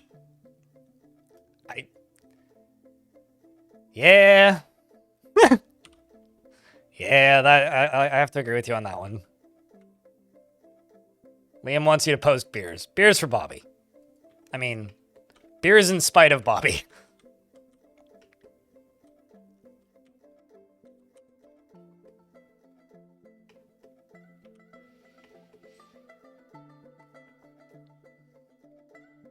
He'll never forget this outrage? What, that I named Bobby an elephant? Hey, he should be, like, flattered that we even decided to give him a name.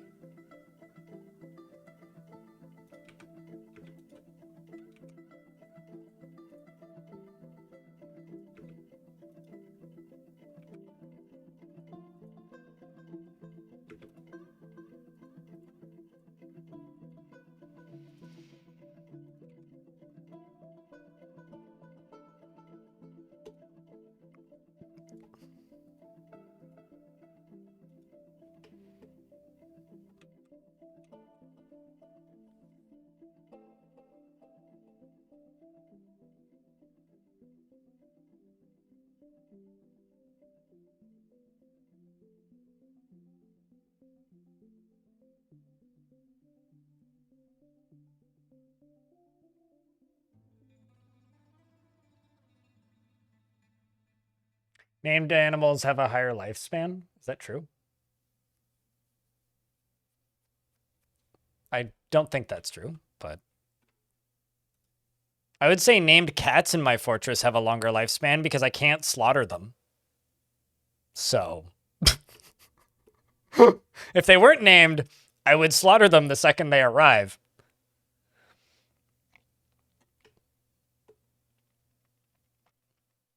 Why are saltwater crocodiles white while giant saltwater crocodiles are green? Giant ones are also white, but they have algae growing on them. It's kind of like sloths. Wait, what?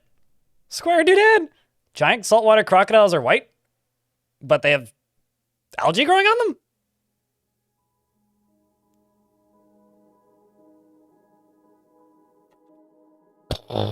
Sorry, I've never read their description. You have algae growing on you? Right.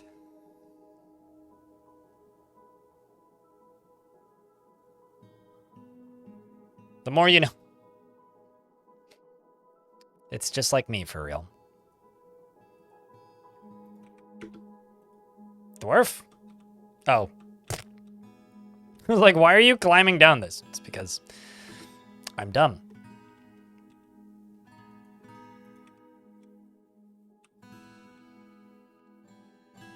What are you doing, child?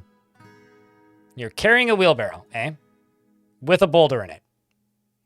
This child, Storm Pump, is carrying a wheelbarrow with a boulder in it.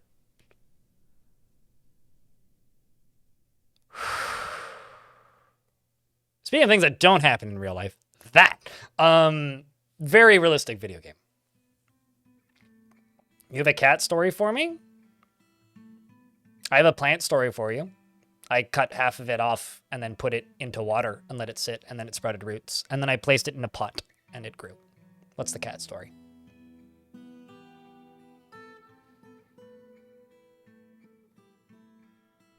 Strength training? I suppose so. It's more like whatever the inverse of training is, but for sanity and my brain. It sounds like plant piracy.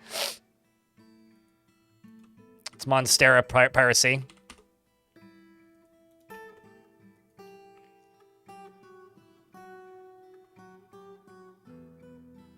No pain, just more drain. Come on, kiddo. Walk faster. I need to lock this door.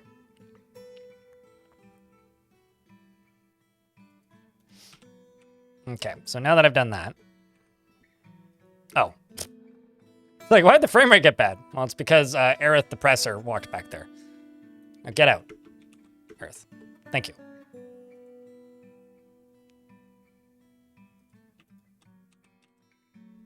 So now that's done.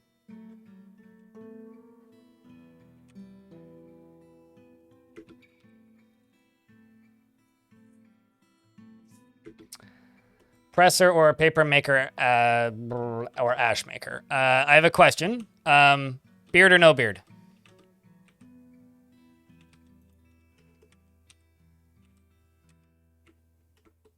I'm lost. There, that's where I'm supposed to go.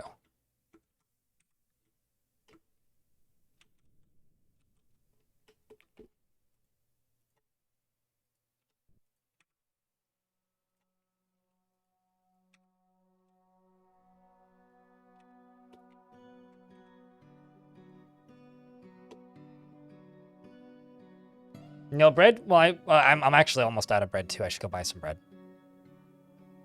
Can't be picky with those weird jobs. Okay. Presser. You're a high master presser and a skilled miner. Midnight X never feels hatreds towards anyone's or anything's. He rarely feels the need to pursue even a modest success. He has a calm demeanor, and he doesn't cling tightly to ideas and is open to changing his mind. He tends to think before acting, and he is quite polite. He has a greedy streak, and he tends to consider what others think of him. He generally acts with a narrow focus on the current activity and often doesn't often experience strong cravings or urges. He needs alcohol to get through the working day and doesn't really care about much anymore. Dreams of creating a great work of art and personally values trade and values good craftsmanship, sees guile and cunning as indirect and somewhat worthless, and values hard work, and dreams of creating a great work of art. He likes ash glaze as well as platinum and the color glossier and backpacks and figurines, and giant Kia for their intelligence. The sight of the velvet meadows of Impossible prefers to consume Kia and Rambutan wine and absolutely hates fire snakes. His medium-length beard is braided. He has no friends. This is a running trend in this fort. I think I need to lock them in the tavern for a bit. He's a member of the Creative Cobalt, a god that you don't see so often, but it's a very common, or a religion you don't see so often, but a god that you do see a lot. So it's the god of minerals, gems, and ore, and metals and whatnot, but you're part of a different denomination than is common. So that's kind of interesting. Welcome to the fort.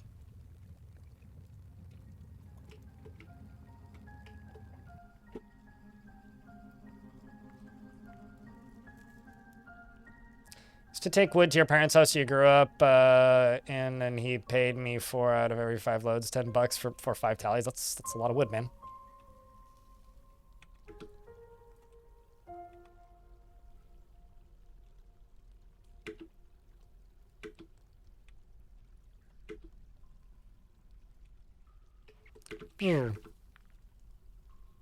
Okay, so water now get pumped over this way.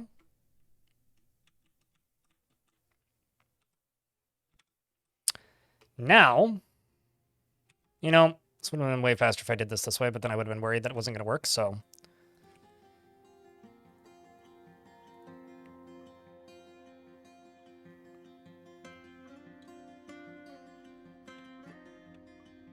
I think I may actually do this. Stick through this. Let them build on this side.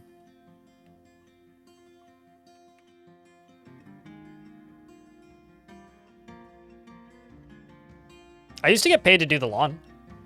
We had, it's about 3 acres of lawn on a hill. And it would take me about, I don't know, 3 hours to mow it, except for in the summer. Then it would take me about 4 because I would also have to prune the blackberries and shovel bear shit before I could, before I could prune it. Because bears poop, surprise, and they also poop a lot. And the problem with bears pooping a lot is when they poop, if you hit it with the lawnmower, it doesn't smell so good. So I used to have to cut the grass, and my parents would pay me, I think it was like $10 an hour, I think. I did it about every other weekend. And then sometimes they just wouldn't pay me. It kind of depends on how well work had been going for my dad at the time. So there was points there where they just wouldn't pay me, and then there was times where they did. And sometimes I just wouldn't do it if they weren't going to pay me, which in hindsight, I probably should have just done it, but it wasn't so bad. It was kind of fine. It was just slow work, and it was time consuming, and it was tiring. So due to how much he likes to do it. I think my parents sold that house and moved partially because they hated mowing the lawn. Like, I'm pretty sure that that wasn't the deciding factor, but it was a factor. He broke his toe and would still do it. Yeah. Another major factor in them getting rid of that house was the fact that it was a 45-minute drive to get any groceries.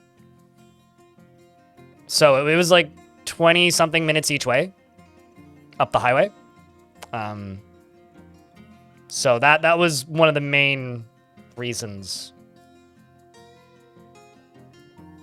I mean, here, I'll show you the main benefit of living there. Let me just grab a photo real quick.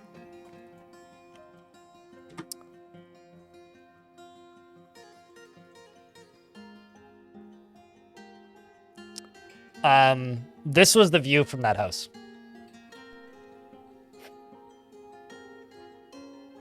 It was also really cheap because it was in the middle of nowhere. But like, that was one of the last days I was there, actually, which is why it's not the greatest quality photo. It's because it was on a pretty old phone.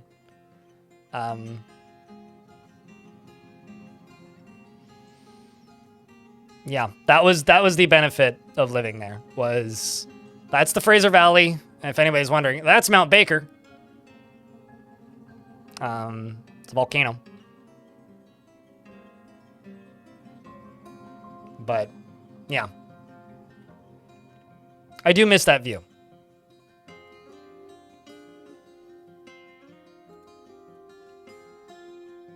I don't miss having to ride on a bicycle for 30 minutes to get to the nearest kid who is within 15 years of my age. Or such a nice, really cool. That was, I think, a LG Nexus phone that I took that on. That was like 2012, maybe? Which was before Google made their own phones because they did that.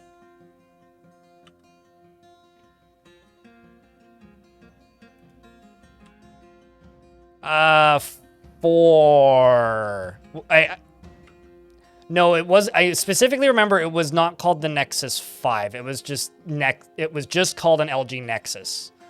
I think it was LG. Hold on, let me go look up the model number. I can tell you.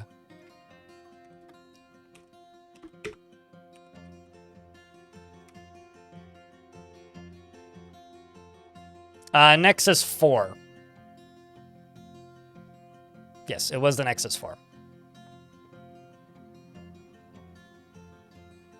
Yeah, LG did the Nexus 4 and the Nexus 5. I remember because a friend of mine had looking at a picture of the Nexus 5, my friend had the Nexus 5 and hated it.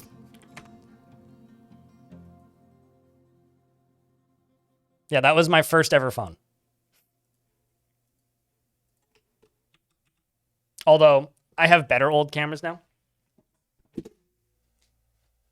Howdy.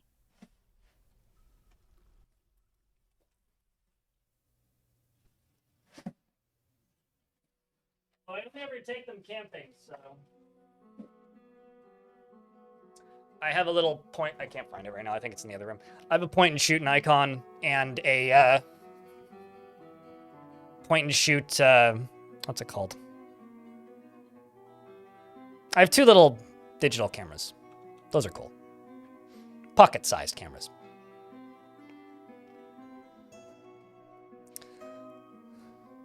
Canon, that's the other one. I have a tiny little pocket-sized Canon and a tiny little pocket-sized Nikon. Nexus 5 to this day is the most comfortable phone to use that you've ever owned. The most comfortable phone I ever owned was the... Gigmoth, thanks for the 17 months. Check, can I get a round of beers for Gigmoth? Howdy back. Appreciate you, mate. A camera that prints thermal paper. Oh, that's cool. I love those little printer cameras. Akon and the Lonely Island. I just had the Gina Ostrano has come. A enormous feathered spider.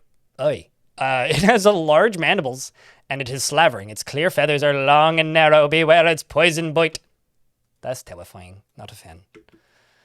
Not about all that. Not about all that. The Dead Burial. Damn right. Wow. Okay. I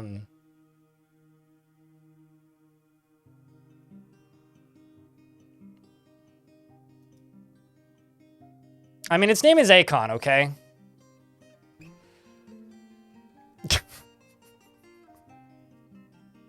It's lyrics to a song that I started singing, okay? Don't blame Tibet. It's my fault.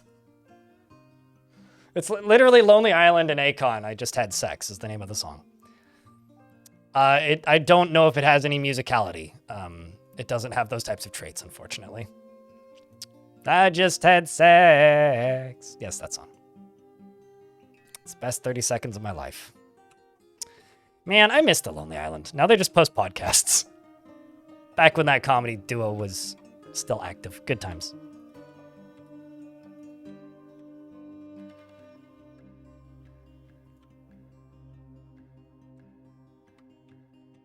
You can confirm it's just like... Rip. Although, to be totally fair, that would be pretty TMI.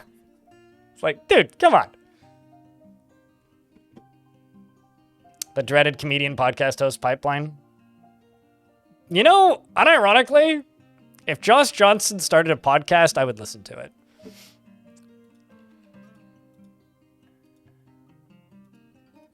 I guess there's definitely some like YouTubers that have podcasts that I listen to they're kind of comedians. They're certainly not from the stand-up scene or like SNL, but there are some podcasts out there that I like that are hosted by comedic individuals. I mean, hell, I've hosted podcasts before. I miss hosting podcasts. It's just, it turns out convincing an audience of people who watch Twitch streams to also listen to a podcast is very difficult. And they go, why don't you just stream it? It's like, then you don't watch it. So it's like, I kind of gave up on that idea a while ago. I had somebody at one point suggest that I should take the audio, just the audio, from the starting soon sequences of my stream, like just me talking, not the music. When I talk over records and like set that up as a podcast, but I don't know how I would do that with me talking at chat, because it's mostly me rambling at chat, so I feel like making that coherent would be difficult. But I've thought about it. I don't know. Is Chris Angel still alive? He does shows in Las Vegas frequently. Mark Hamill is in fact also still alive. Liam. Thankfully. I mean, that would be like a national tragedy if Mark Hamill died.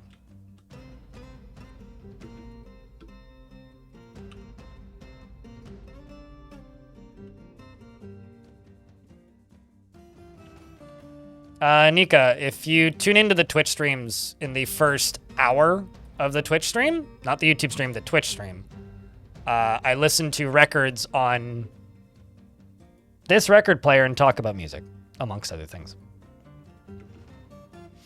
I also used to have a music podcast specifically called Audio Tapes and Visual Drugs, which I hosted with a friend of mine named Ryan, which kind of stopped when the pandemic happened, oddly enough, because one of the main portions of it is that we would go to concerts and talk about them.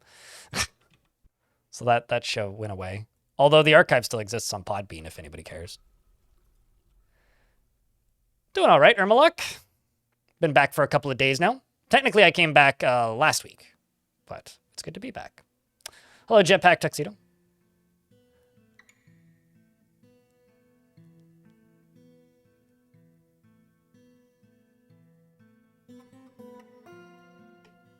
I mean, if you're talking about Chris Angel dying in the show, that show was a fictional fabrication. That's all. That show was about as real as Pawn Stars. So extremely real. Very much documentary. Much reality TV. Construct.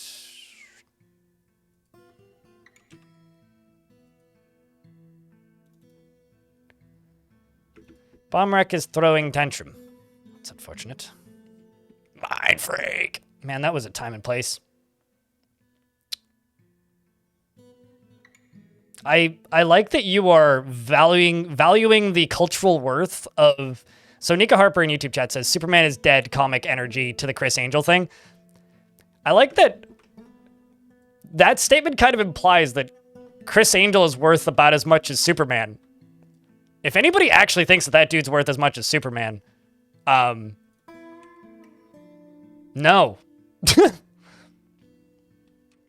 I don't even think Superman is that valuable of an IP in the current year, but like, no. He was our Superman. Mate, I watched that show. I don't agree. Like at all with that statement.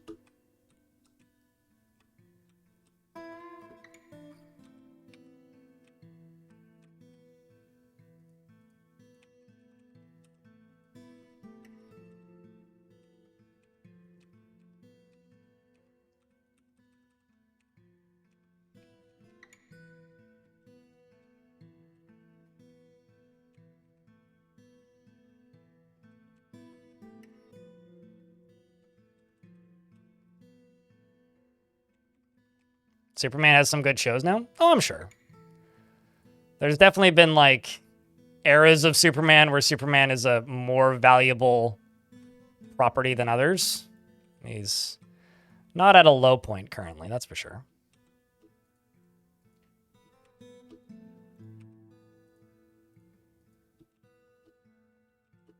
Also, not to be, like, actually... Isn't Chris Angel kind of more like our generation's Evel Knievel?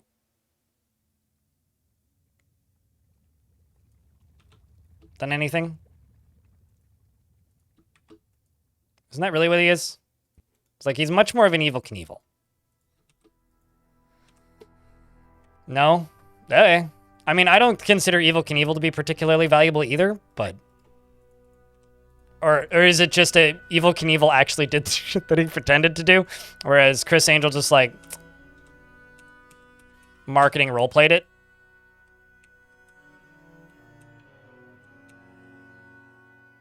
Because at that point, okay, I'd give you that. Evel Knievel was dumb and Chris Angel was just completely fake.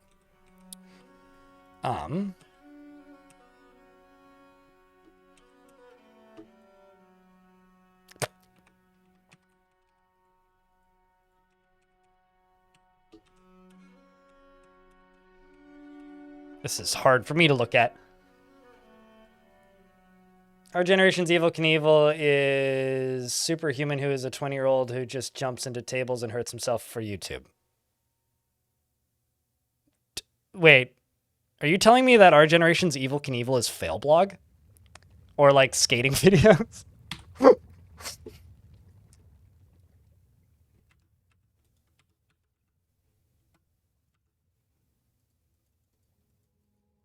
Because okay, sure.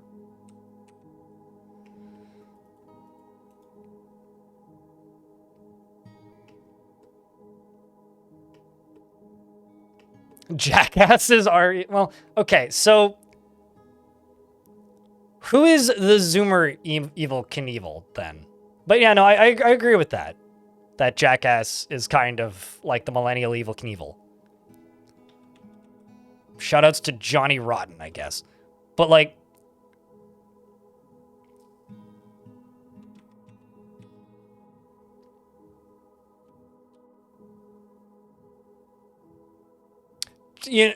honestly, Midnight, now that you mention that, there's probably more than 50. Like, actually, there's probably more than 50. There's probably more than 50 people on TikTok doing dumbass shit, trying to hurt themselves. Evil did real stunts. Yeah, I mean, okay, fair. I don't like Chris Angel in the slightest, for whatever it's worth. I found that show to be insufferable, and I find the guy to be really kind of annoying. But I definitely saw a few episodes of his show when I was younger, because it was kind of hard to avoid.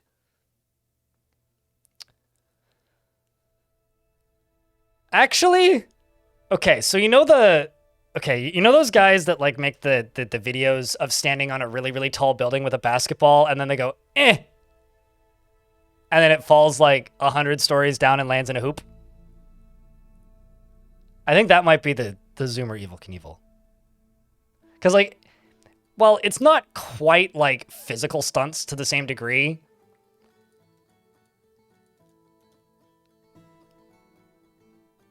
I feel like that's the same appeal. Okay, unironically, I fucking love the slow-mo guys. So I can't say anything bad about the slow-mo guys. I fell out of love with like Rooster Teeth proper, but I like the slow-mo guys. Like, those dudes actually make, like, anybody who makes pseudo-educational content on YouTube, even if it's like, the value of it's like, nah, they're great. I like the slow-mo guys. Slow-mo guys are fine. I can't hate them. But no, I like also the guys who like stand on top of a water tower and throw a basketball into a hoop. Like whatever that channel is called. Or it's just like a bunch of dudes in college who just like made a dumb channel and just like did that.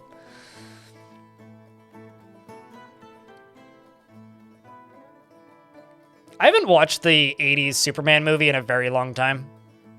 Didn't that actor die in like some awful way? I seem to recall reading about that. Or like paralyzed himself or something, like something horrible happened to him.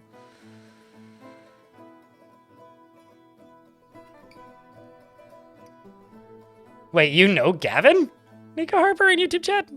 That's kind of amazing. Small world.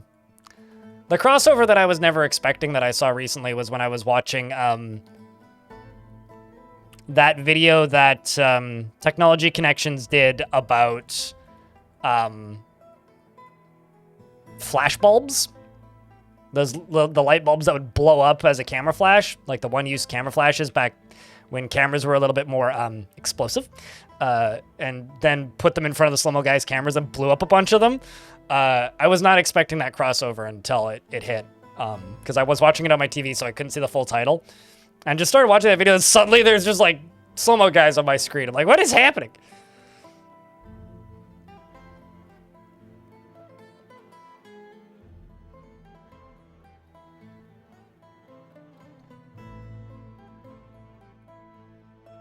Once this little bridge here is done being constructed, I can then enable that pump down south. And that'll turn this lava flow into obsidian and seal off this corner, allowing us to drain the lava further. Like watching Primitive Technology? Never really watched Primitive Technology. He fell off of a horse. That's right. Yes, correct. I Heart Strippers. I wanted to say he got kicked by a horse, so I was close. But yeah, no, that's a sad story.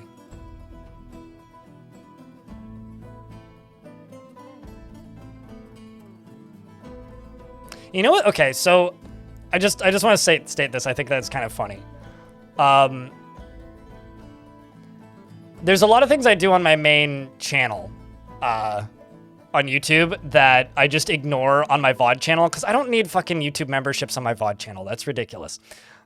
YouTube sends me about 2 emails a month telling me to turn on memberships on my VOD channel. But if I turn off email notifications for my VOD channel, it turns them off for the main channel. So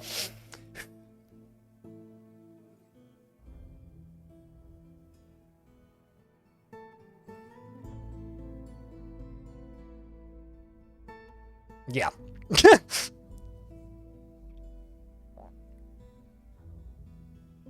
It's always kind of funny, Nika Harper, about how, like, small the world is.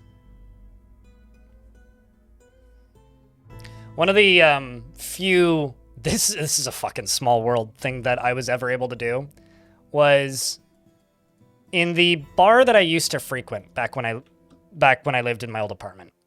Didn't have a ton of staff. It was a pretty, like, tight-knit crew that worked there. And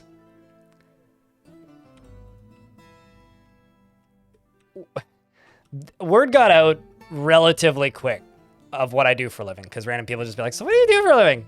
But word got out as that I'm a YouTuber. And one of the bartenders was working one day, and she just looks at me and she goes, well, unless you do anything with The Sims, I definitely have never seen anything that you do. I'm like, well, do you know James Turner? She's like, yeah, of course. I'm like, hold on. And I spent like an hour staring at my phone because I couldn't fucking remember where the photo was or who took it. But there's a photo of me, Das Valdez, and James Turner on a boat in like just off the coast of Seattle with like Seattle behind us. Just hanging out, going like, yeah. Really? Well, that's a problem. I had to scroll all the way back. I had to log into Twitter first off, and then scroll all the way back to 2016. So we're getting attacked. Curse all friends of nature.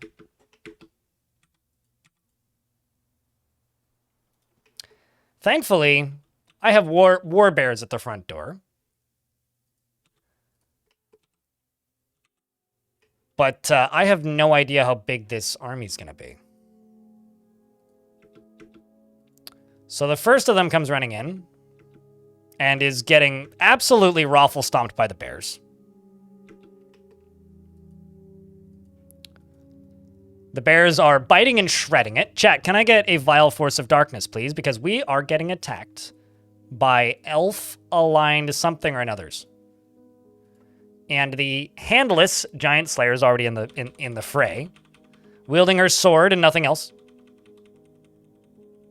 Because she is missing a hand, cutting up the first of many. Getting stunned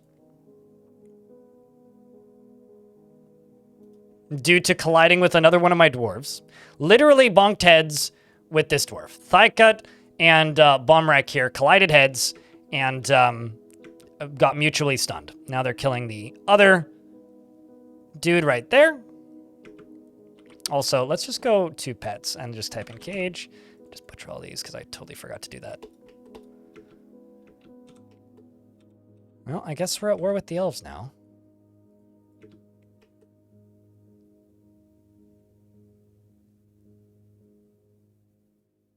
Well, she only has one hand, so...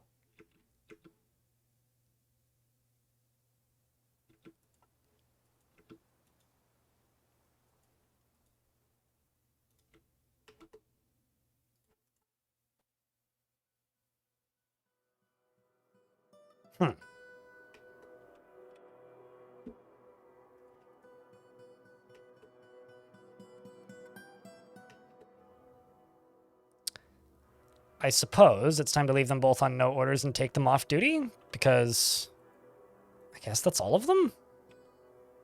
It was a mighty small siege. Ermaluk, thanks for the 17th month. How are things? Things are pretty good. You know, chilling. Kind of just slowly skulking through summer, which is very much the slow season for me and has been annually for a very long time. But aside from that, you know, just chilling. I enjoyed my vacation, if that's why you missed me. I'm not entirely sure when you last tuned in, but yeah. I got you to try DF, thank you. You're not able to butcher. You can't butcher things that are dead and mangled, or things that are intelligent, but you go to pets and livestock, and then you click on the little hatchet button. Like, if I wanted to slaughter this ram, I could do that. Or this pig. And you need a butcher table set up. And if you caught live animals, you have to go over to the other screen, scroll down until you find them, select them, and then click any trainer. And once they're trained enough, then you can safely remove them from the cage, coax them out of the cage, and then slaughter them. Otherwise, you can't slaughter them. You can only slaughter them once they've been safely removed from the cage. Gra, thanks for the raid.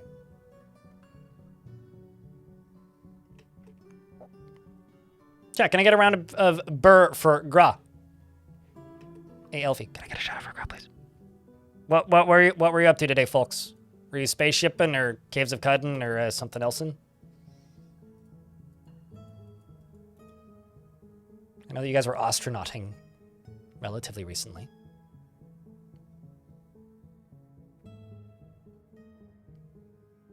Quad Krungle mode. Could you elaborate for a plebeian on what a Krungle mode is?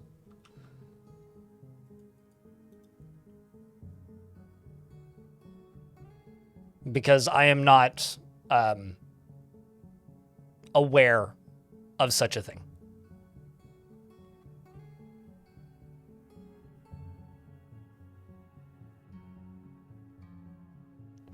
Sure.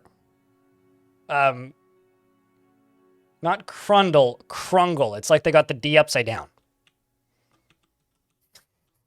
Which is not a euphemism, I swear.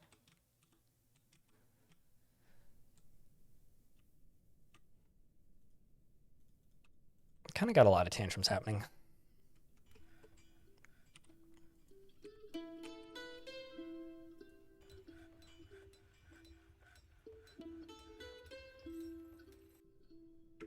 Wouldn't that be a crumple? Shh! They also bent it.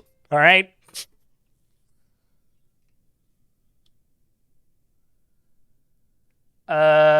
They're a plant that puts you to sleep and you dream of being a random creature in CUD and you play as that creature for a level or until you die. And then do you gain that your old character back or do you die? Like when you die in Krungle, do you die in real life? Well, that's kind of nifty. I will go back to CUD at some point this year. Probably around winter. It's a very winter-themed game for me. How powerful is a unicorn in CUD? Well, how powerful are you? Because you can be a unicorn.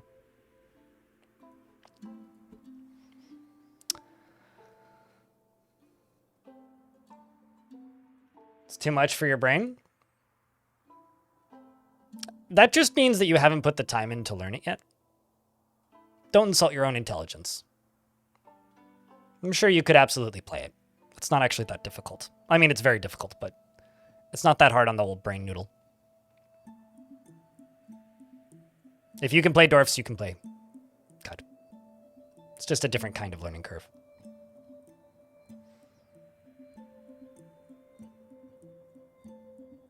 The disadvantage is that they're already level 36 and have no skills.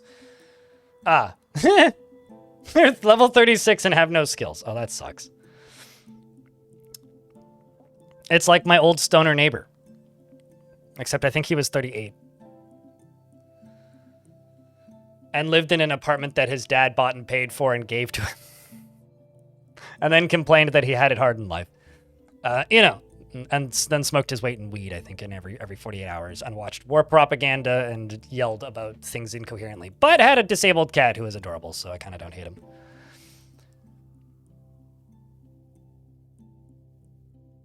Well, he insisted that he worked super, super hard and earned it. And what he did to earn it was he worked for his dad for a total of about 6 months.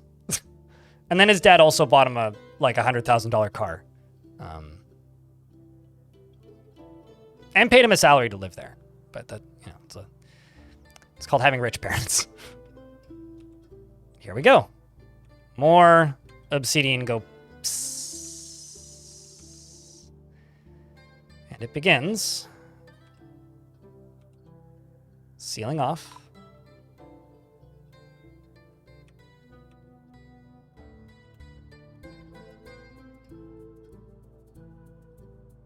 Come on, keep sealing.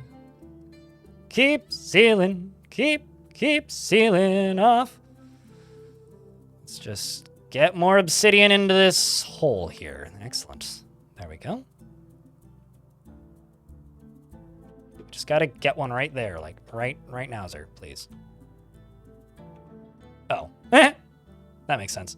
I broke it. I need to go in there and dig this up.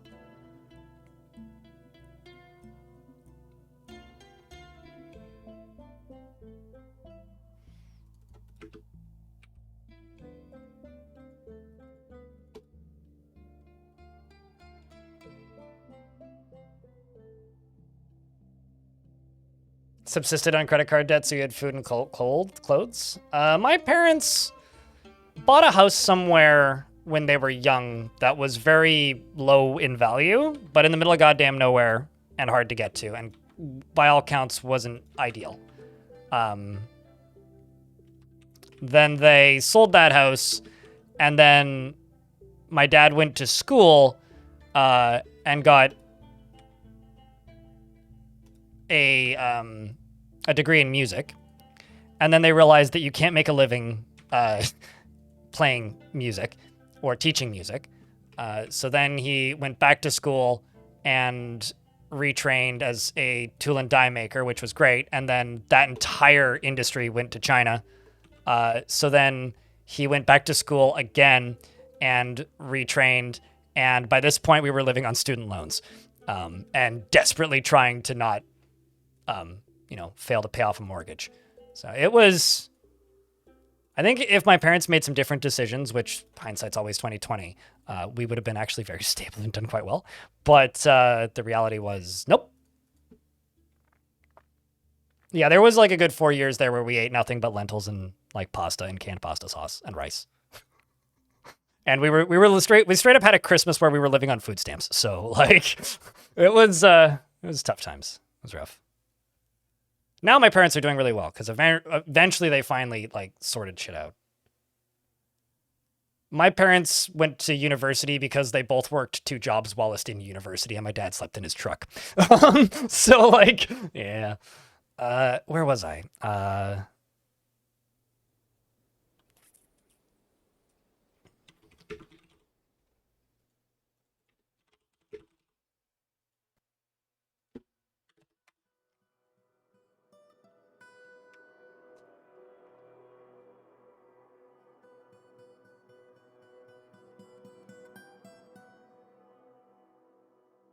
You worry about her? I worry about my parents too. Kind of with you there, mate.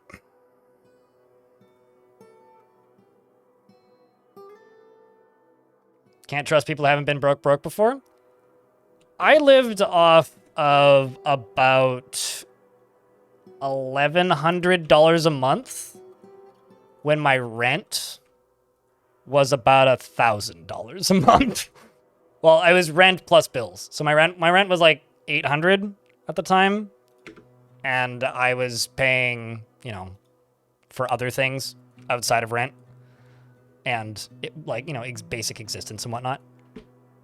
So, yeah, no, I've been broke. I've been broke.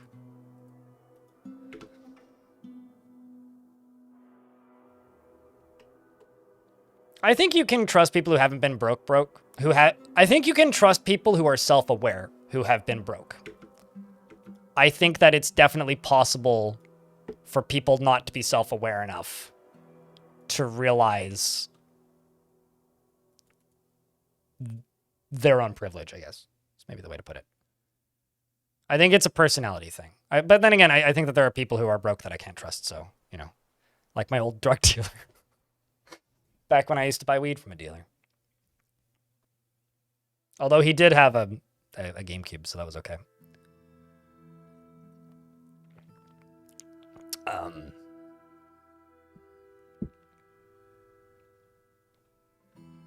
It was also like a friend of my friend. He was okay. He wasn't great. I wouldn't have trusted him with anything ever, but like he could have been a significantly worse person. I'll put it that way. And then he got stabbed by his boss, and I was worried that he died for a couple of years. And then I randomly ran into him at the mall shortly before I moved out of that part of town, and was like, "Holy shit, you're not dead!"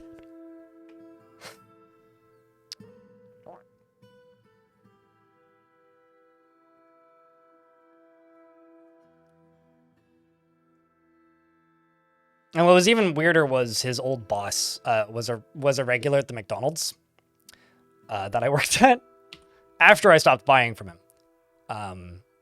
And everybody knew who he was because he kind of stood out. He was the most like dude traffics drugs looking motherfucker you'd ever seen. Like you'd see him from like across the street 100 meters away and you'd be like, "Oh my God, that dude sells drugs." Like he drove a like bright orange Humvee. And looked like he injected his weight in steroids hourly. He was a very large dude, and he like head to toe tattoos, extraordinarily ripped.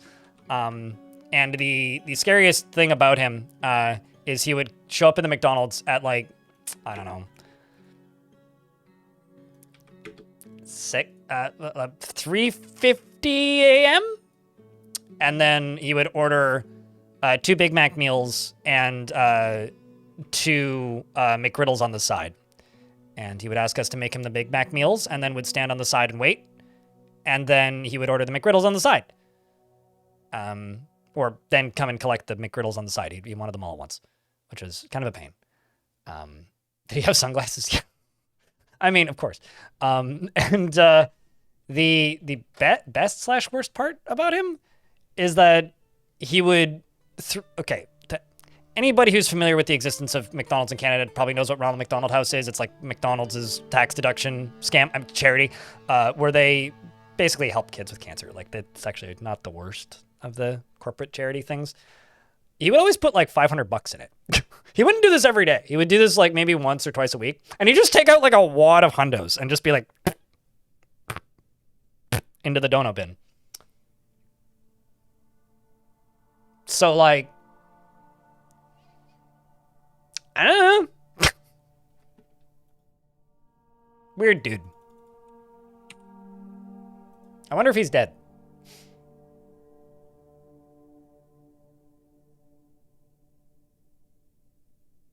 Is there a Schedule 1 in Canada? Is there, like, what? What do you mean? Like, are there illegal drugs? Certainly. Dude just hadn't been caught yet.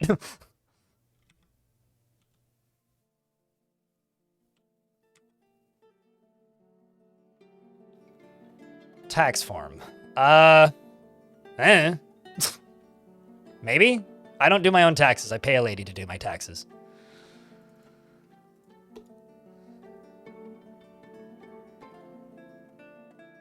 On your illegal gains. I don't know. Good question. I'll put it this way. I've never had illegal gains, so I don't know how I would answer that question.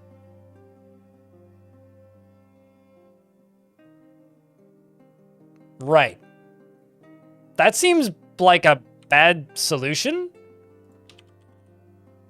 But what do I know?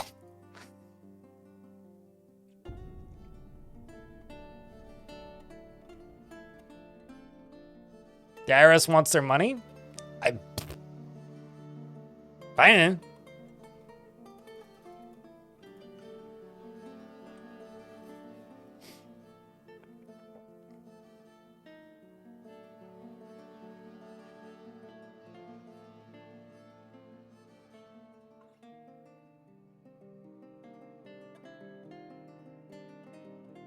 That's how they nailed Al Capone. Interesting. But yeah, no, I don't think so. I've never had illegal gains though, so I wouldn't know.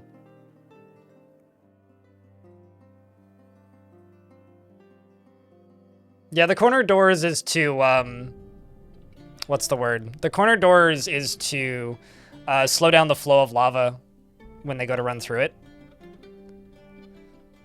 It also gives the door more time to close so that lava doesn't destroy the door. That's kind of a fool's precaution. If the dwarf is going to die, the dwarf is going to die, but...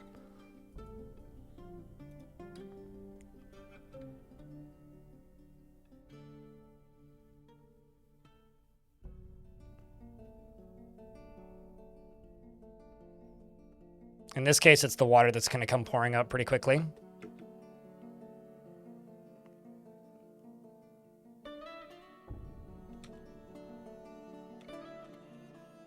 Oh. Go pump, dwarf. Still this that we got to get rid of.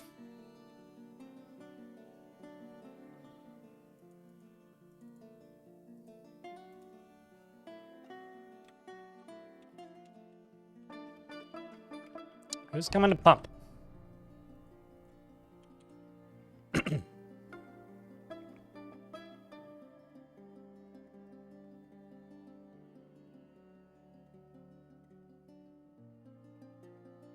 Yeah, I'm not gonna lie.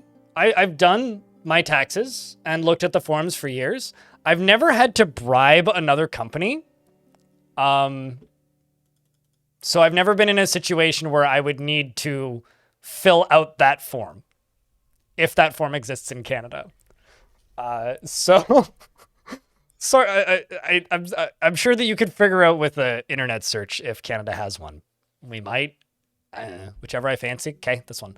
It's right in front of my face. Adam Mizuchi.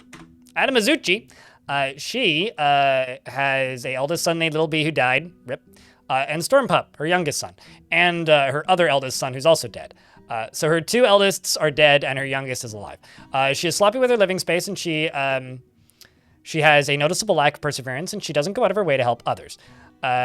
She can easily fall in love and develop positive feelings and is quite comfortable with others that have a different appearance or culture. She generally is quite confident of her abilities when undertaking specific ventures, and she isn't particularly curious about the world. She needs alcohol to get through the working day and does not mind being outdoors at least for a time, and doesn't really care about much anymore. Why? Armalok. She dreams of mastering a skill, and this dream was realized. She personally believes that it would be a fine thing if all time were leisure time, and she hates those that wield power over others. State of the game in June, any standout improvements lately? Like that are in the game or coming soon? I'm presuming you're talking about in the game. I mean, adventure mode came out.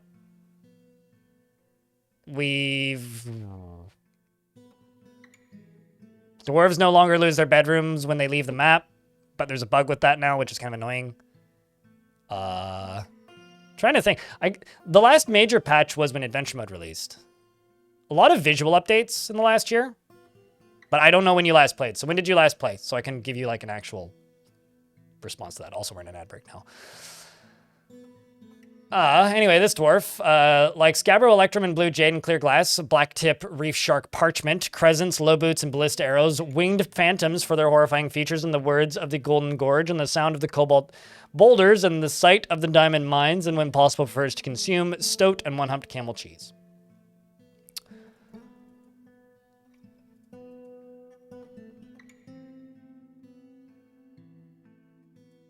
But yeah, I'm sure this dwarf can be fine and saved, potentially. Or getting, they don't have Anamazuki. That's not out yet. I think like the easiest... It's like, hold on, I'm just gonna like tab over to the game and just like, I was gonna say like, watch my videos, but... Because patches for Dwarf Fort are pretty far between, generally. Oh, right, yeah. Okay. Let me know when you're through the ads, Josta. Animal persons don't visit your fortress that are friendly when they're wild, Admiral, so 0. You just need to have a very populated world and be friends with elves, usually. And humans. But animal people in Untamed Wilds will always be hostile. But yes, Untamed Wilds is correct, but they will always be hostile. If you want friendly ones, they have to come in as, like, tavern goers. So in April, we got a bunch of graphical upgrades, a lot of weapon variety, a lot of artifacts are most artifacts are no longer invisible on dwarves when they're wielding them. We got left-handed and right-handed differentiations. There's a bunch of, like, UI quality of life things. Some keyboard customization stuff, not full keyboard control yet, though. Dwarves no longer lose their religion between forts. That's a pretty big one. I'm just skimming. Oh, yeah. They fixed a bunch of bugs with cave-ins. Like a shit ton of bugs with cave-ins, actually.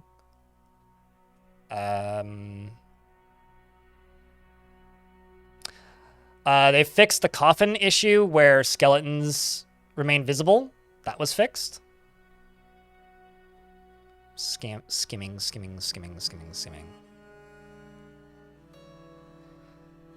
Yeah, I think that's about it, really. I mean, then there's also a lot of stuff going on in the behind-the-scenes side of things.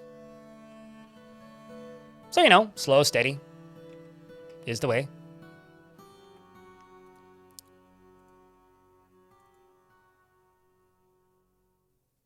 I want to say there was another patch that, like, isn't super listed that, like, improved frame rate.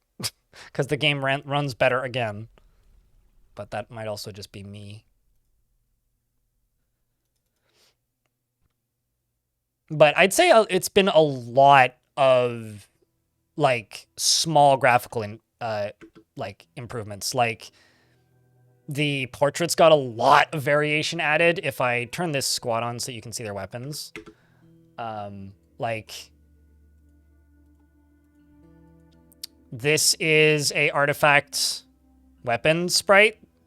The left-handed, right-handed sprites are also nice. The variants on things like hoods and caps are nice. If you... What's the word? If you mine a bunch of godlike metals, they now have unique colors. But the ones with, like, the frilly variants and stuff still are invisible. So it's not perfect yet, but it's slow and steady improvement. But the next major patch is something that a lot of people, myself included, are excited for. The next major patch is a... Actually, why don't I do it this way? I mean, I could do it this way as well. The next major patch is going to be...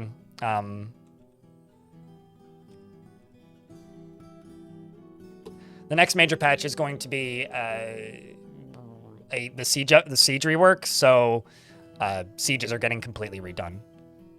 And a lot of threats are getting reworked, and siege engines are getting rebuilt. Apparently some new siege engines are getting rebuilt, and Tarn has been teasing on the blog that Mark's Dwarves ammo equipping and behavior patterns are getting completely changed. You're heading to bed? We'll see you later, Zalvi.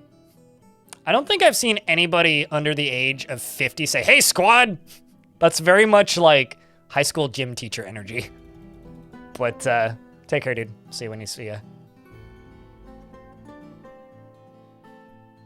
It's just a lot of distance. You lost the fear that you had. You can speak your mind and just let her be uncomfortable, and that's okay. Yeah, fair enough. I'm just saying that's gym teacher energy. I still can't critique my mom, like, at all. As much as I would like to. It's kind of... She's a very delicate soul.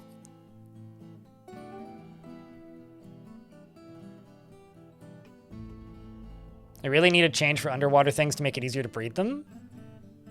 I want to say that's something that's been solved by mods in the past. I don't know what the current state of that is. Oh. I was like, why is this taking so long? It's, game's paused.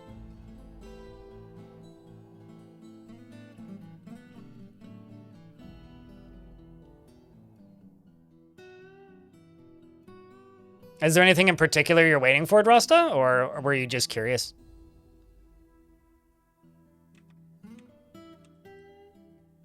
Just saw that appear, which is good. That's what we need right there. Oh, come on. This keeps on just getting destroyed. Hopefully this is going to help.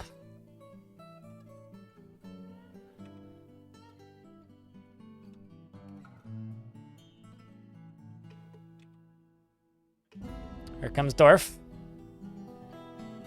How goes the magma pumping? Slow and steady. Slow and steady.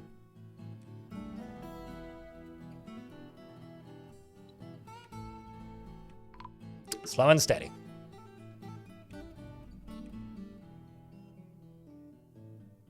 That seems to have been more effective than previously. Still not perfect. But more effective. Uh-oh. Dwarf, you should walk north.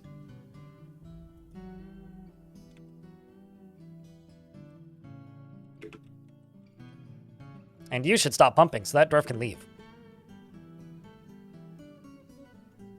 And not drown. The good news is you're probably getting a decent, like, swimming lesson, right?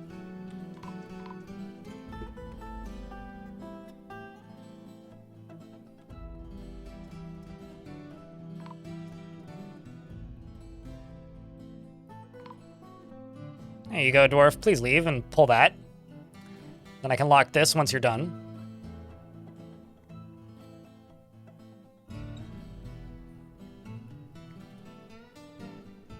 That's a scary as hell place to stand to do that, but I mean, hey.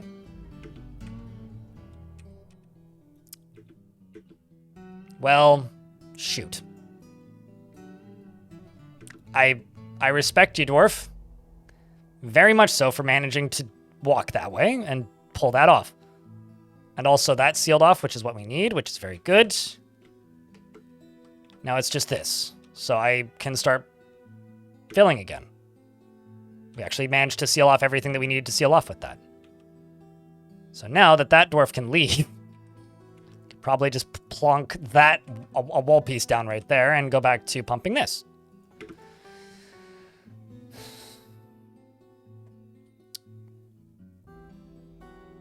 That's unfortunate, Lidoran. I'm sorry that happened. But, you know, sometimes it's life.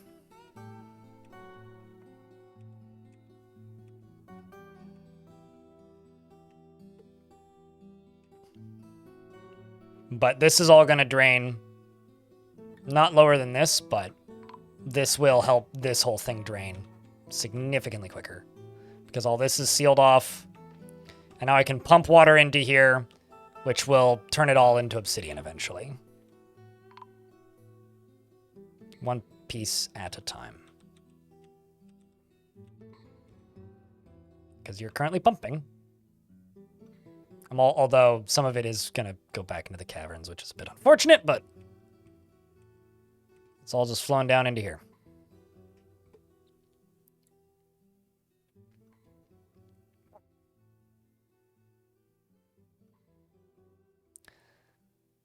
I mean, everybody's experience is entirely different. So savagery set to wilderness is the medium setting. If we have to like minimize it down to like video game terms, calm is easy, wilderness is medium, untamed wilds is hard, serene is easy, mirthful is medium, joyous wilds is hard, sinister is easy, hunted is medium, and terrifying is hard.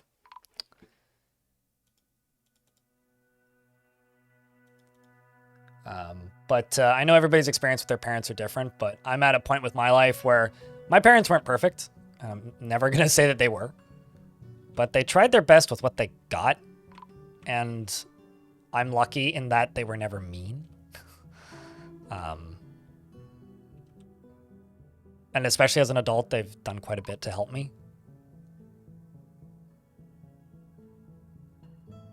And when it comes to the things that they did do that I was never thrilled with, and still am not, I just don't worry about it at this point. It's like it just moves on. Time goes on.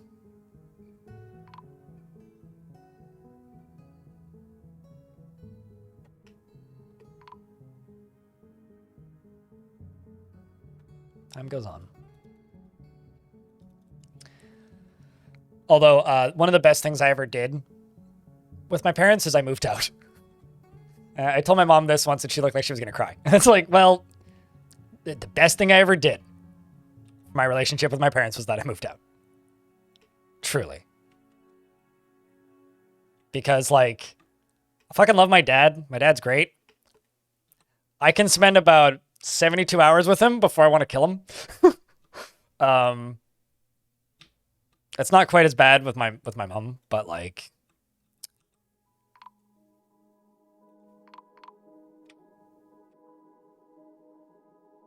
but that's what kids do. Kill their parents? I don't want to go to prison, thanks. That seems a bit intense, man. So let's just let this drain a little bit.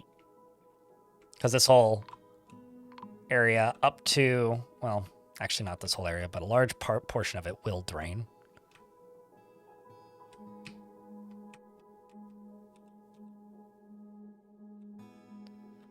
Oh, move out. Right. I was going to say, that seems... I mean, maybe in your culture, not in my culture.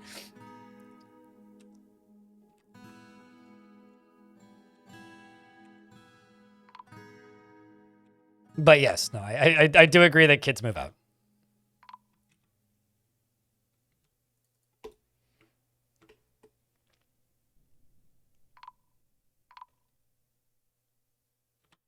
You know, the economy has been in varying degrees of utter fucking distress as long as I've been alive, and I've just kind of opted to kind of ignore it as best I can, anyway.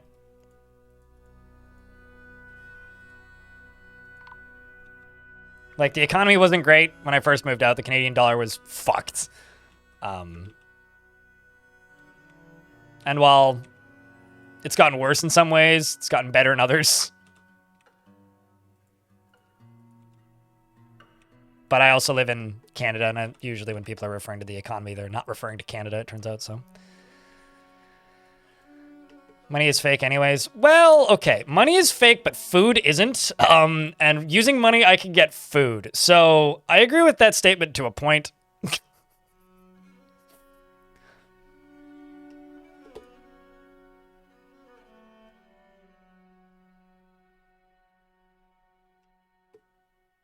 Or like, money is fake, and until your ex moves out, and then tries to take everything, including the bed, and then you're like, I've paid rent for the last 3 years, and you haven't.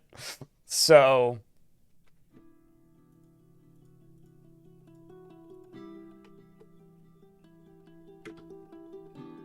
I said, money is fake, food isn't. You got me backwards, my friend.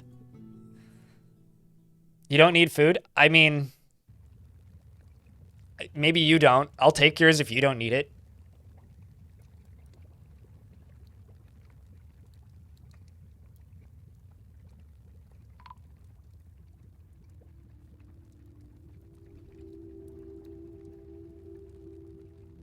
Oh, actually, Drosta,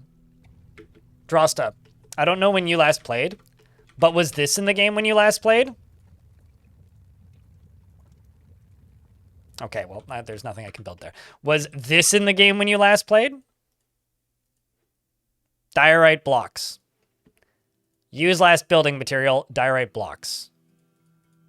Was that in the game when you last played? What are your top 3 foods? Like, you mean meals or ingredients?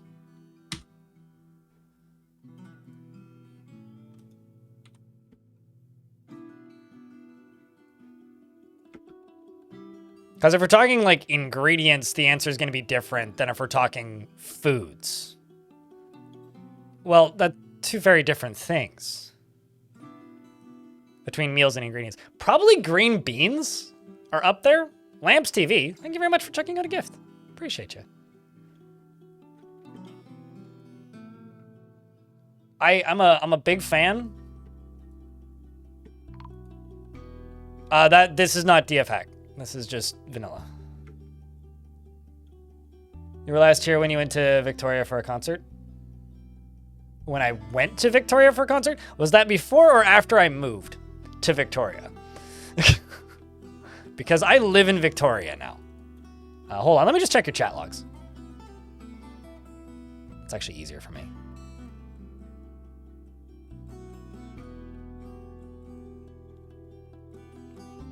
(9/26/2024). Yeah, okay, that was before I moved to Victoria. So I bought an apartment in Victoria and live in not about 90 kilometers away from where I lived before.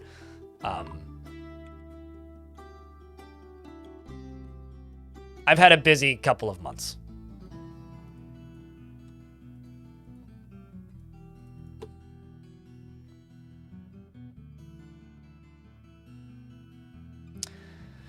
Top 3 meals. Speaking from the heart.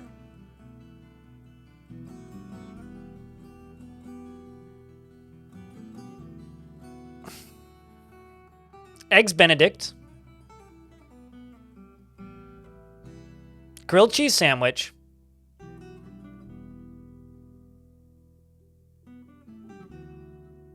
Sashimi bento. Top 3 meals. 2 things I can make at home and 1 that I can't, and you guess which one I can't. Or don't know how. Then, if I were to say top 5 or top 3 ingredients, blue cheese at number 3. It's the other way around for the other one. Green beans.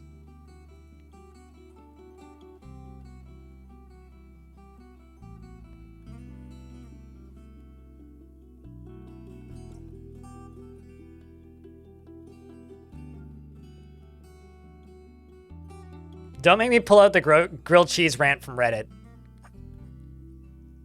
But grilled fancy or otherwise, I don't ever buy like Kraft cheese slices, if that's what you're asking. Garlic.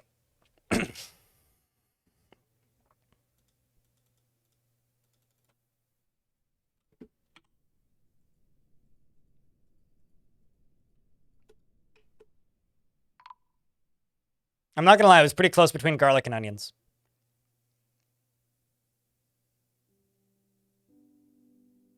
It was a pretty close one between garlic and onions.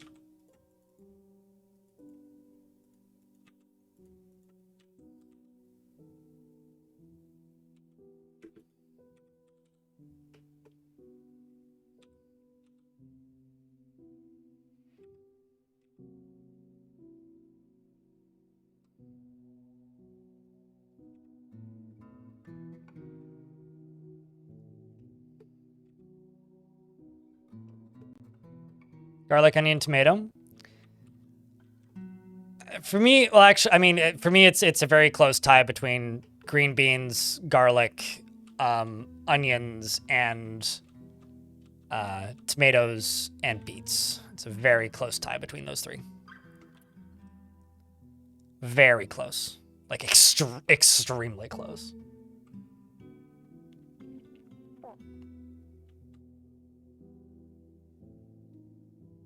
How far can someone get? I feel like that's half the forts I do. I mean, in this fort I have a Baron, but like, I've dug too deeply, and like you can do everything except for becoming a mountain home if you don't bring in leadership. Not bringing in leadership just makes it slightly harder to keep your dwarves happy. Because your dwarves get happy when they yell at somebody in charge, and having like barons around gives you ample access to people in charge of thing.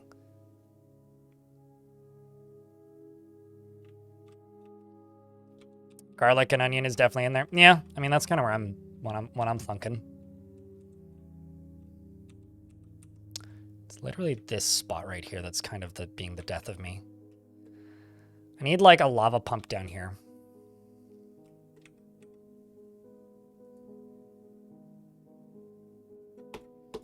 Let's just get rid of this one.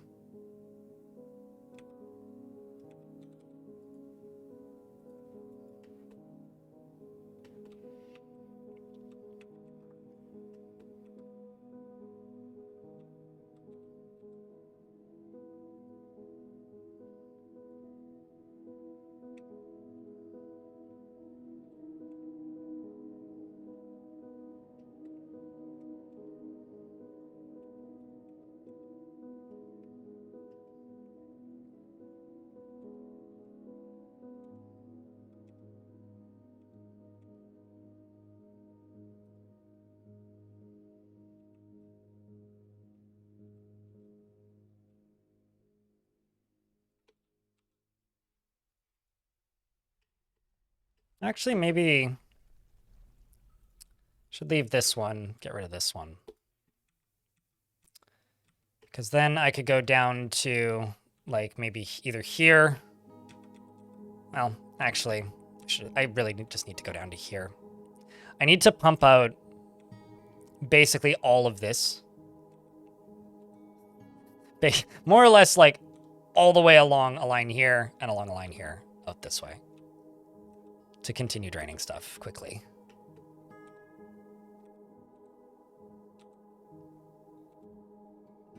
I also need to, well, I don't need to dig through this, but digging through that would be helpful.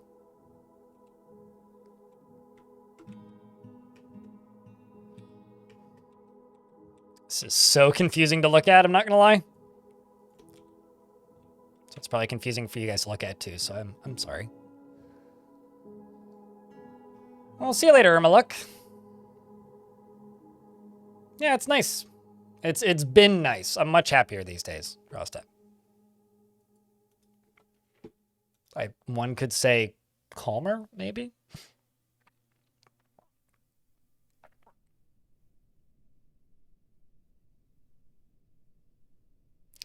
You know, it's really funny. There's a lot of things about Dwarf Fortress Manic Eraser that become easier when you stop listening to the old school player base that's been around for forever and their preconceived notions.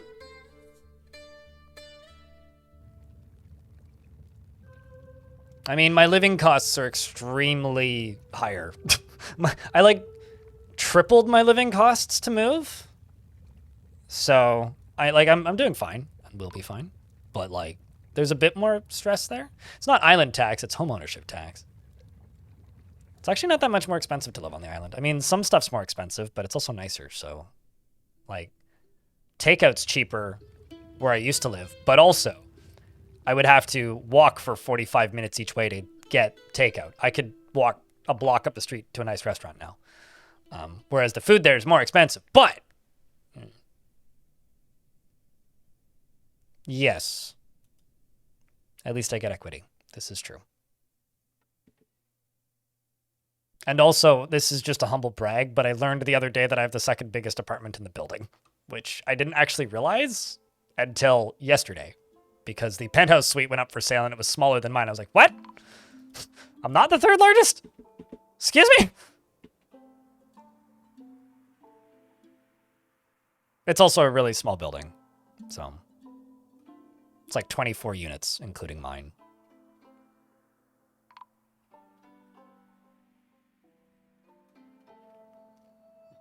You're leaving the island for Ontario? For work? Are you, like, as in you're willingly leaving and going to Ontario? Nobody's forcing you.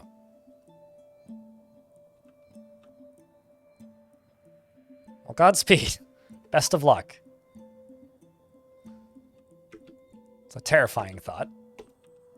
Ontario, just in general. I do say that kind of as a joke, but...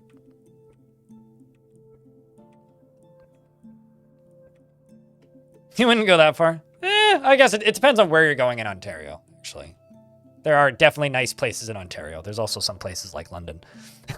So it highly depends on where you're going, I guess. But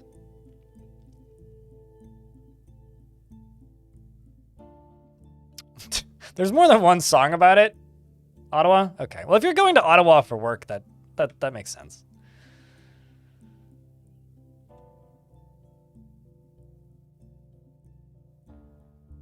What did London do?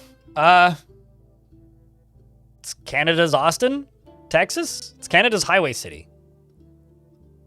Well, actually, that's more Edmonton, but it's like all roads, no sidewalks.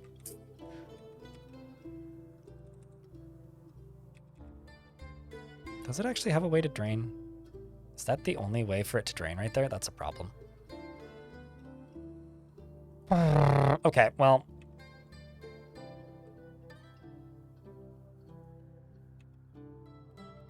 If I channel that down, it'll fix it.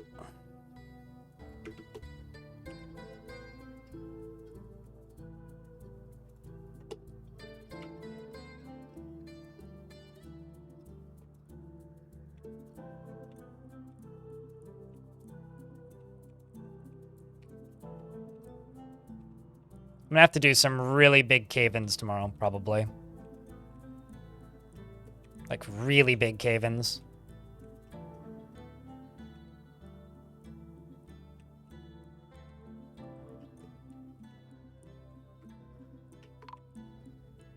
What are you doing? Being stuck?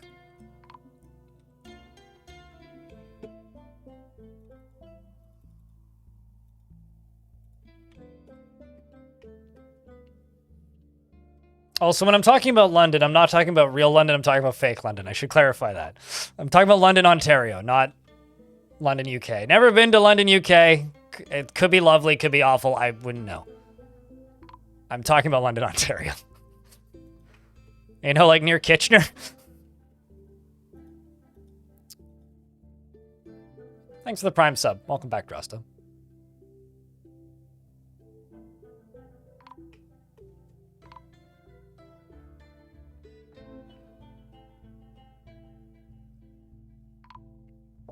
I've heard that the downtown area of Ottawa is pretty nice.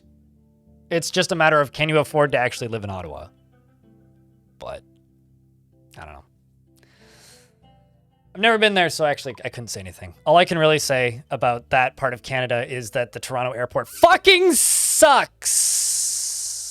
That's all I really got, so. I mean, it's not like you're being forced to move to, like, Winnipeg or something. Or Manitoba, even.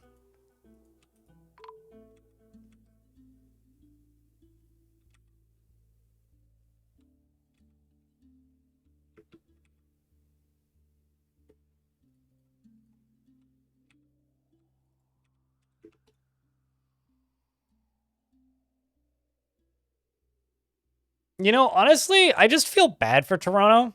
Like, it's fun to make fun of their hockey team, even though I don't care or watch hockey. But, like, I kind of just feel bad for Toronto. Like, they don't deserve the beatings they get. Like, they're trying. Like, they're trying. They're trying to make that city livable and pleasant, and everything is stacked against them. So I honestly just kind of feel bad for Toronto. But their airport is garbage. Their airport needs to be burnt down and rebuilt. Worst airport. Jack, can I get a round of beers for Drosta? To 3 months. Appreciate you. That's sprawling and not dense. Yeah, that is like the biggest net negative you could say about a city for me. Saying it's sprawling and not dense, hell, please, No liminal spaces in suburbs. Make it die. So, yeah, no, having looked at maps of Ontario, I would never want to live there. Hockey mention? Nope. No, I don't know what you're talking about. Yeet. I'll have you know, I was watching that game because, like, you know, it's kind of interesting to watch the Stanley Cup Finals. Federico. And I left about halfway into the second period. I went home because, frankly, I just want a good game. I don't want a raffle stomp. We had this discussion in Montreal. It's like, if you're given a hockey game, I just want it to be a good game. It's fun for one half of the people who are a fan of one of the two teams if it's a stomp. But for normal human beings, it just sucks because it's just a boring game. Yeah, I don't know. Alberta doesn't deserve shit, though, so it's not like Edmonton needed to win or anything.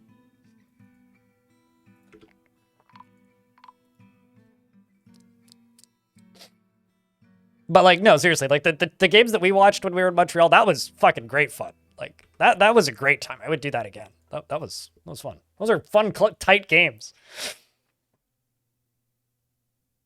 Careful, don't tell Hobo that. He'll start, like... He'll talk your ear off for the rest of the day.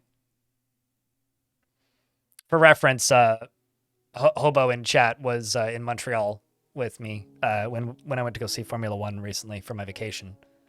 And he came along. And we watched the Stanley Cup games because they were on TV. And Hobo likes Florida because that's where he's from. So...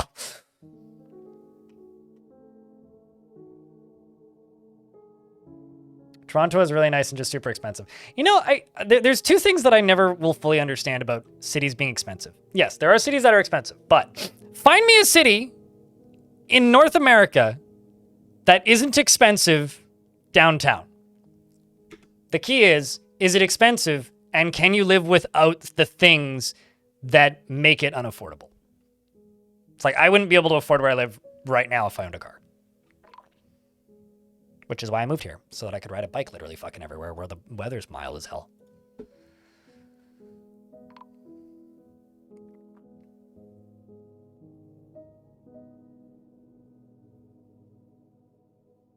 I'm happy Luongo is winning stuff. That part's kind of nice.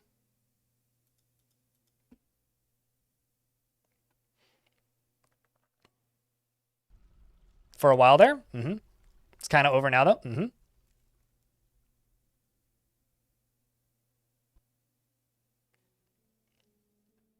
But yeah, I don't know. I kind of honestly don't give a shit about team sports. I don't like sports where half the people watching are pissed off half the time. It's just kind of exhausting. And that's really my beef with team sports is I find them exhausting. I had points in my life where I cared about team sports and followed team sports, and it's just exhausting. It's not how I want to live my life. I enjoy following a sport, but it just sucks.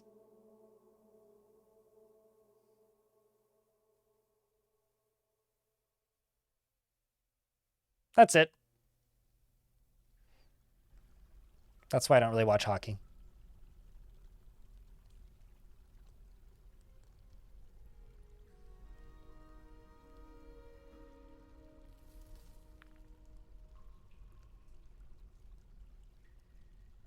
Started getting into F1 last year, and the vibe difference going from following a team sport to a much more individual sport. Well, I mean, to me, the difference between following the difference between how I followed hockey when I watched hockey actively and the difference between how I follow Formula One is I follow the sport. Like, I follow the league. I don't really cheer for a particular team. There's drivers that I like, but, like, I just want a good show.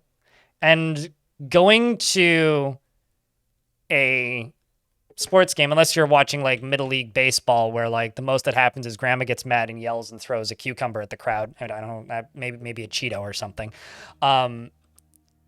The worst that happens is everybody's just happy to be there. That's usually the case. Everybody's just happy to be there. And I know that someone will be like, well, what about this like one area of Italy that like burns to the ground whenever like Ferrari doesn't win? That's why you don't cheer for Ferrari like a normal person. I'd laugh when they lose. And it's a good time. I don't know. I like it when sports are just a festival where everybody has fun instead of just an anxiety attack when your team loses because grandpa's gonna have a heart attack, you know? And like, yeah, I've had people tell me, oh, it's all about money. It's like, buddy, have you seen the NFL? Like, it's all about money. Uh-huh. And what sport in? I've also had people tell me that it's super gentrified and you can spend stupid amounts of money on your tickets. Yeah, okay, so what's what are those like boxes that the billionaires sit in at the ball game? Exactly.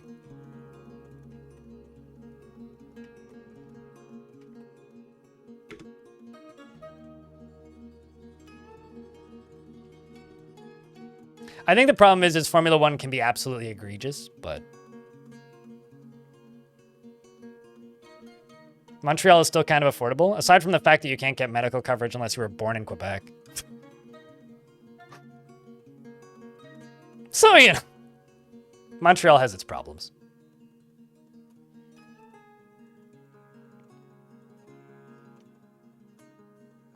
Yeah, I was actually kind of shocked watching hockey this year for the Stanley Cup playoffs.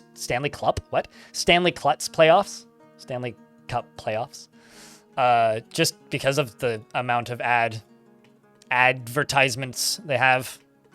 And like, not even well-placed ads. They're just like poorly integrated, ugly-looking motherfucking internet-looking ass ads. Like, they just look awful. Kind of amazed that people tolerate it, to be honest.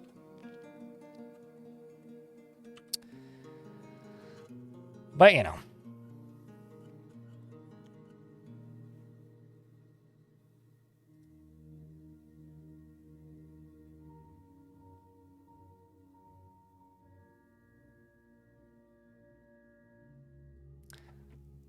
I'm going to... That's kind of creepy. I'm going to replace some of my militia dwarves, I think.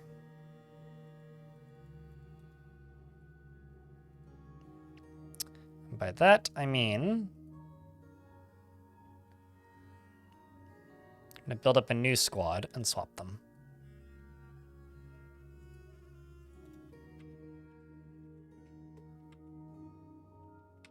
The Brains of Brass. What a... It does not sound like a compliment game.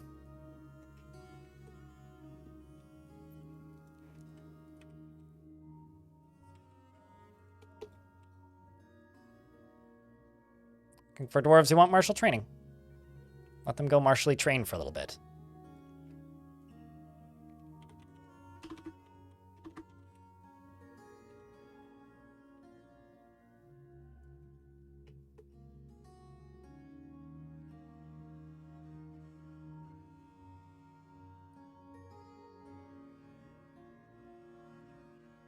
F1 TV is owned by Liberty Media, though.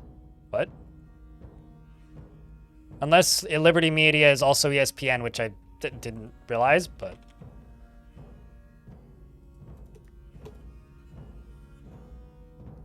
At least in the US is a pretty miserable experience. I would just, as a Canadian, I would say watching hockey is a pretty miserable experience, but, you know, I guess your mileage may vary there.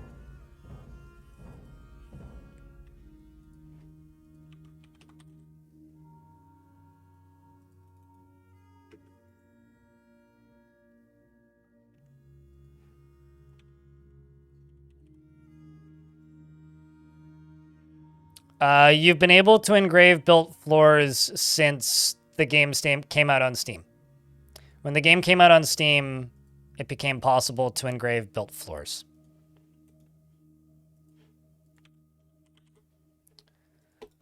Just like you can build on constructed floors.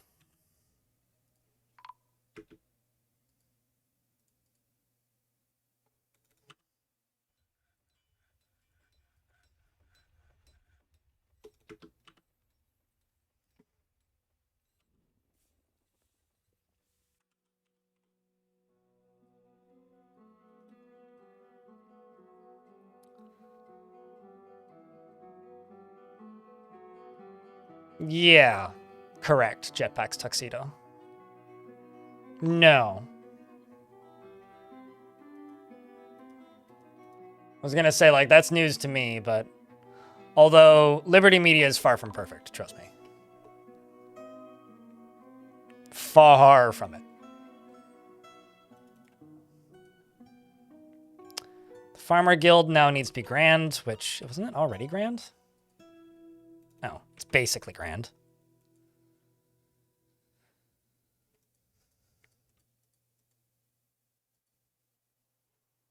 Let's put a bucket in there. Gold cabinet. Out of gold chests. Let's just put like 1, 2, 3, 4, 5, 6, 7, 8, 9, 10, 11, 12, 13. That's 1,300 value, or 13,000 value probably. Yeah, that would be plenty.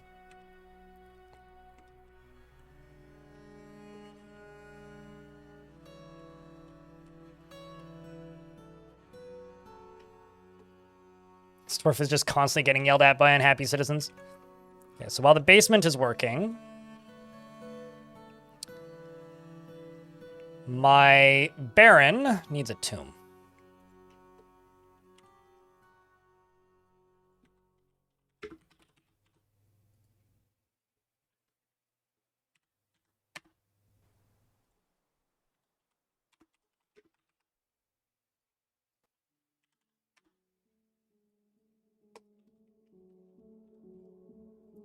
And this up here, apparently is where Dr. Bob is buried.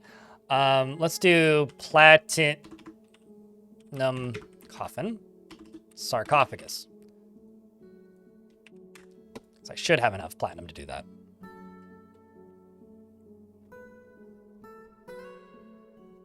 Also, a pro tip, Dadrick.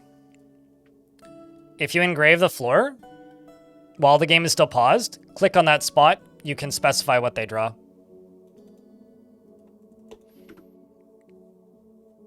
Just, you know, pro tip.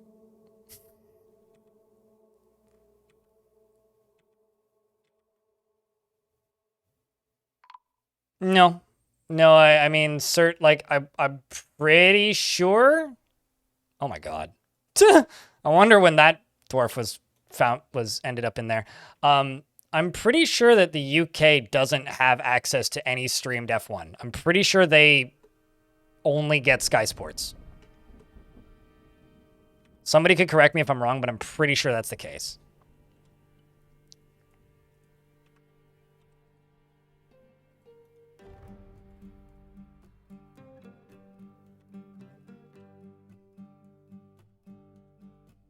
Because I've heard people complain about that before.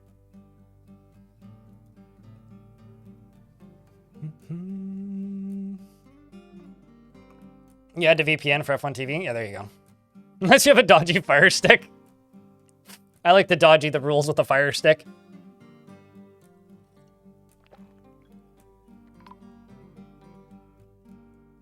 And also, I know that some MotoGP fans are worried because, like, the one real problem with Liberty is that they are more money equal, more races equal more money, equal more money, equal more money, and we need more money. So they just keep on adding races, like, arguably for, that aren't necessarily benefiting the sport, to put it simply. And they now own the rights for MotoGP as well, which maybe not great, but, you know.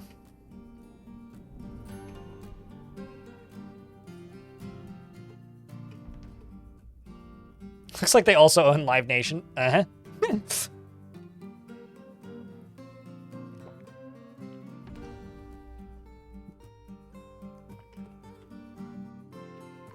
But I don't know. I will say that, like, watching F1 is maybe the most economically affordable sport I've ever watched, so. But that's purely because I don't have to pay for a cable package because of where I live. If I had to pay for a cable package, it wouldn't be that affordable.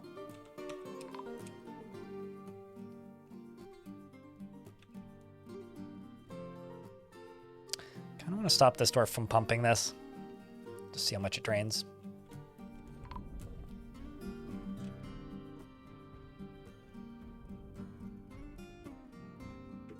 Voltig has been found dead. What? Did somebody... Did you tantrum? Oh my god. Got another dwarf that tantrumed and killed a dwarf. Grumble.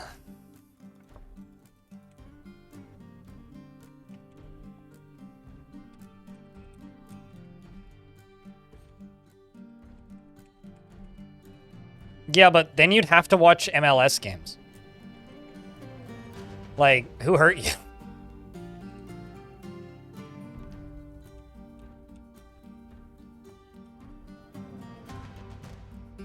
Like, I can tell you why that is.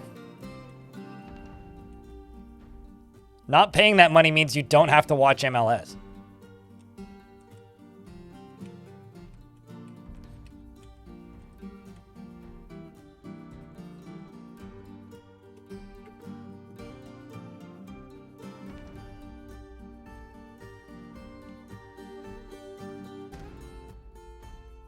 There's so much mining. You know, I'm very tempted to just like blanket mine this entire layer in a bit. Like once we mine through all this, get it down to here, and then mine through this and get it down to here. I'm very tempted to just mine the whole fucking thing.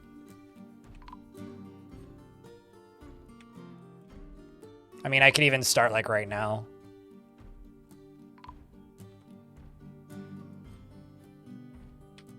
Let's just go back to this.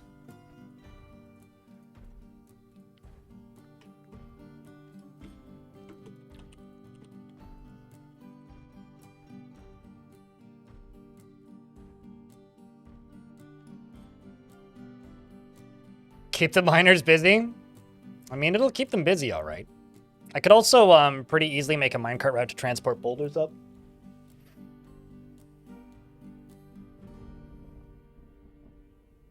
This fort is way more mega project-y than I was originally planning, I'm not gonna lie.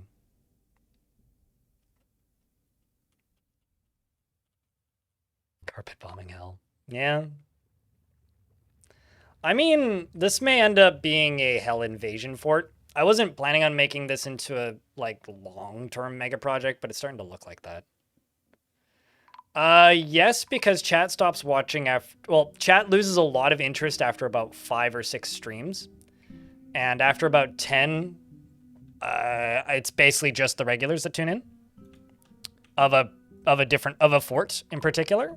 So is it a bad thing? No, but we're in summertime, so that drop off is worse. And also it's been a while since the last patch, so that drop off is worse. So yeah, at this point I'm just vibing. So no, it's not bad. I actually really like doing long-term mega builds. Crypt beer. It's just not the best for my wallet. Because I make more money when more people watch, but it's okay. Lightning Roger, thanks for the 30 months. Welcome back. Appreciate you.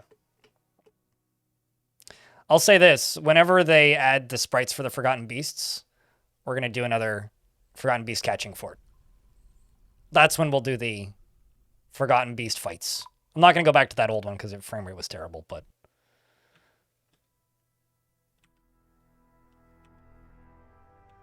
Man, it dropped down another layer. Look at this. Each time we drop down another layer. It's beautiful. It's beautiful. Let's just let them seal all the way across. And let that drain.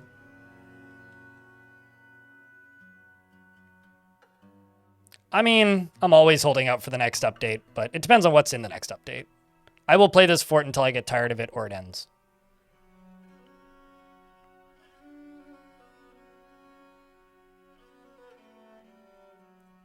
I get money from ads. If I have an average of like 150 concurrent viewers, I get about $12 in ads in the summer.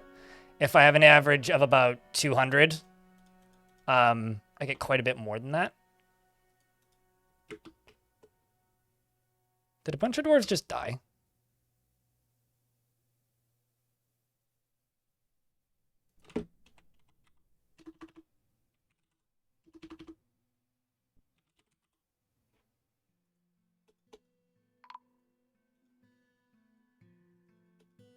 I'm kind of concerned because the population just dropped. And I closed it before I saw it. Oh, no, it's them. Okay, duh. Makes sense. Where was I? I make about $12 for about 150 viewers. I make less than that on YouTube. I make about like $8 to $10 per YouTube stream generally with about that number. It's in the single digits below that number usually. And then if I have like, if I start a new fort and I have 200 to 300, 400 people watching, I make like 40, 50 bucks in ads usually. But the difference isn't in the ads. The difference is in like prime subs, bits, resubs, people re-upping old subs. Like what Lightning Roger just did.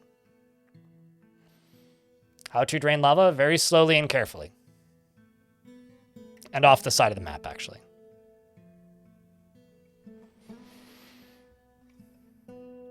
You can do that with mods, Cracker, Snatcher, Hardcore, YouTube chat, member. With a fishing rod. Or hand grenades, let her in. Swage Tank, thank you much for that Prime subscription. You haven't used this month? Well, there you go. Now you did.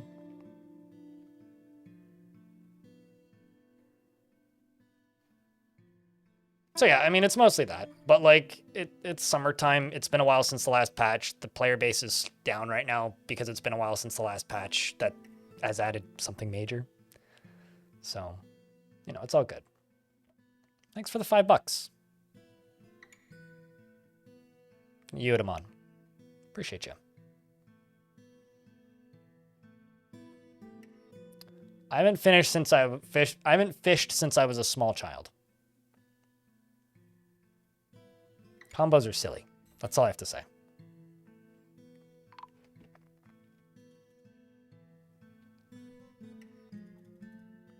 I never really got into fishing. My dad certainly did for quite some time. Was never really my thing. I went fishing with my dad and I enjoyed it when I did it, but as an adult, nah, I'm good. I've got enough hobbies. I don't need one that requires a license.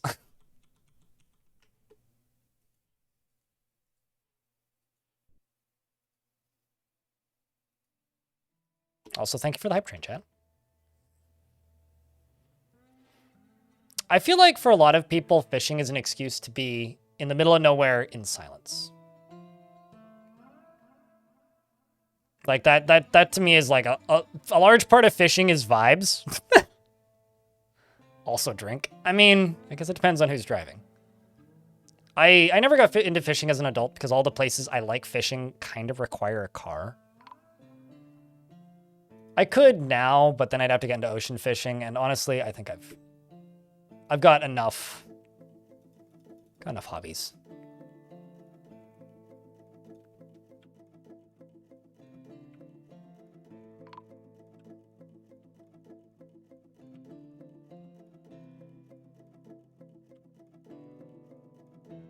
Bad people hang out in the woods where you're fishing. Yeah, no kidding. Those do sound like bad people.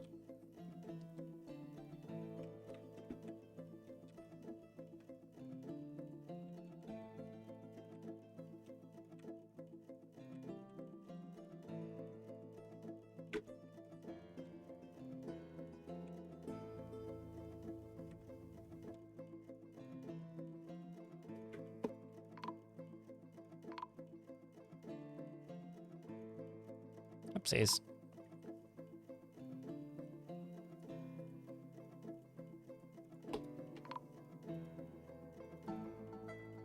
Apparently I'm out of platinum. You have disrespected to the trees in this area. I mean, you did attack me earlier. I think you disrespected my existence.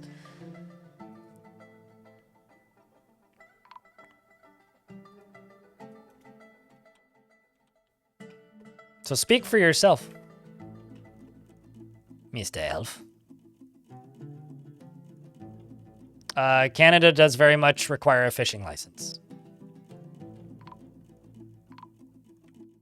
I think that needing a fishing license is a legitimate thing, purely because you gotta have some way of keeping track of who's killing the natural wildlife, and believe it or not, just like animals in the wild, there's a limited number of fish, and if everybody could fish without a license, well, it's important. I'll just say that. It's sort of like if you're going hiking or camping in an area with sensitive wildlife, you have to book a pass out here, which, you know, honestly, I think that's fair too.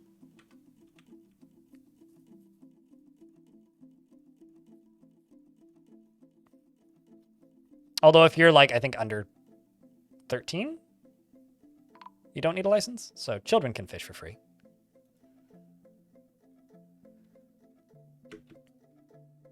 What? The elf is fighting? What was the elf diplomat fighting with? Probably a kobold it looked like. Free over 65? I mean, yeah. Gotta get some perks in the old age, you know?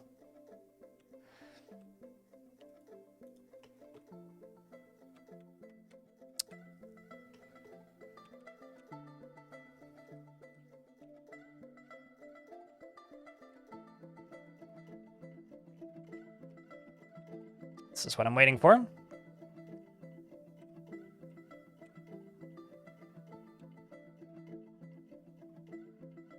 I'll see you when we see a Necrontyr.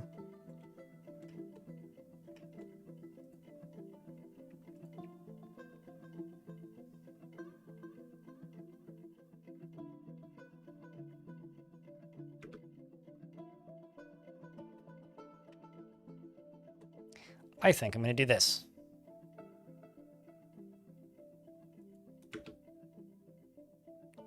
We're going to make this look nice.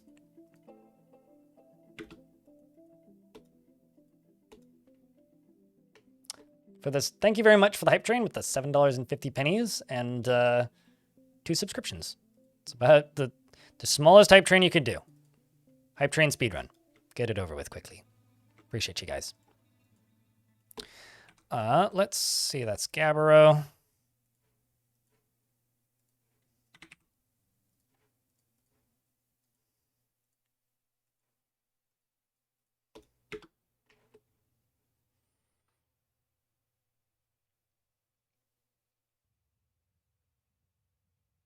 Certain times of the year you don't need a license to fish. That makes sense. You know, when there's like surpluses or whatever.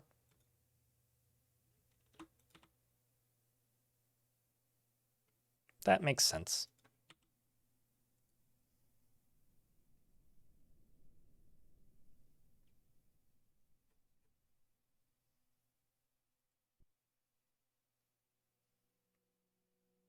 This dwarf was super red, angry face, and is now significantly happier. Same with this dwarf. Same with you. Same with you.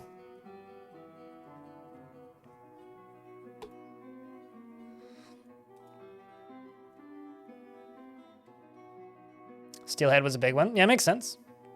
I accidentally caught a steelhead without a license once.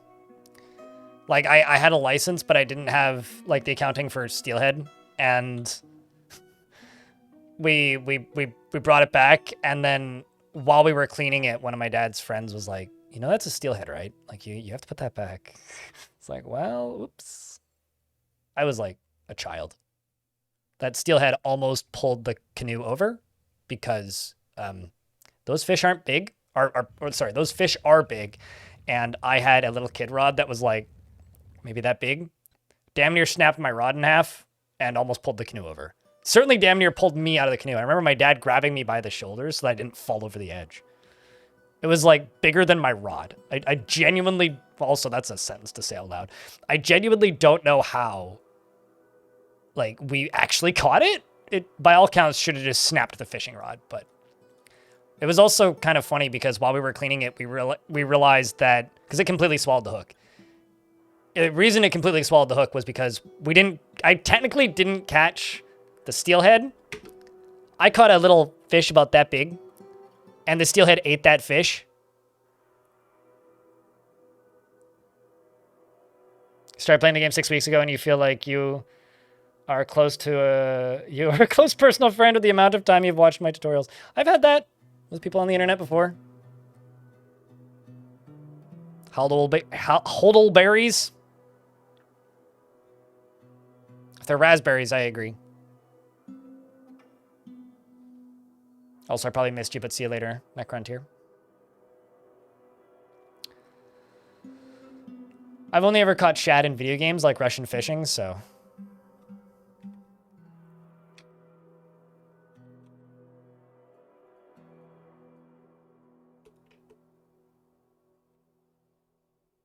One, two, three. Yeah, perfect. Oh. Did you fall? Shit. I think that dwarf fell, chat.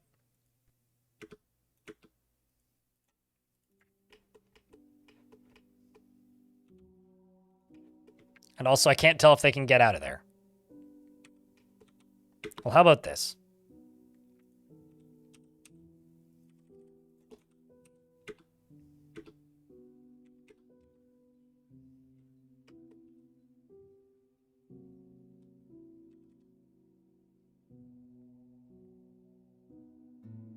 You've only ever fished in Zelda and Animal Crossing? I mean, hell, that's a way to fish. Dare I say, a perfectly legitimate way.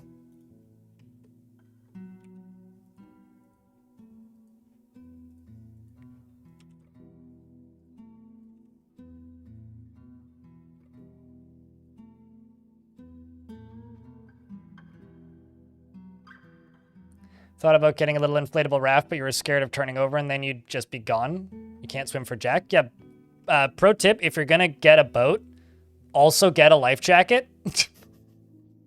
And if you're gonna get a boat, get a waterproof case for your phone or a Ziploc bag. Or, better, don't bring your phone. That's what I would do. But I wouldn't be super worried about just depending on where you're going, like... I don't know. I think I've maybe spent more time on boats than I have in any other sport of that type. I've spent a ton of time in boats. Mostly because I was in sprint kayaking at one point in my life, so... Because of that, I've spent a very large amount of my life in boats. And the deep blind lore that people like to mention from time to time is that I at one point had the qualifications and all of the prerequisite qualifications to become a lifeguard. Aside from the point where I actually did it. You know, the elves are just like threatening me and whatnot, yet they're still trading with me. It's kind of funny.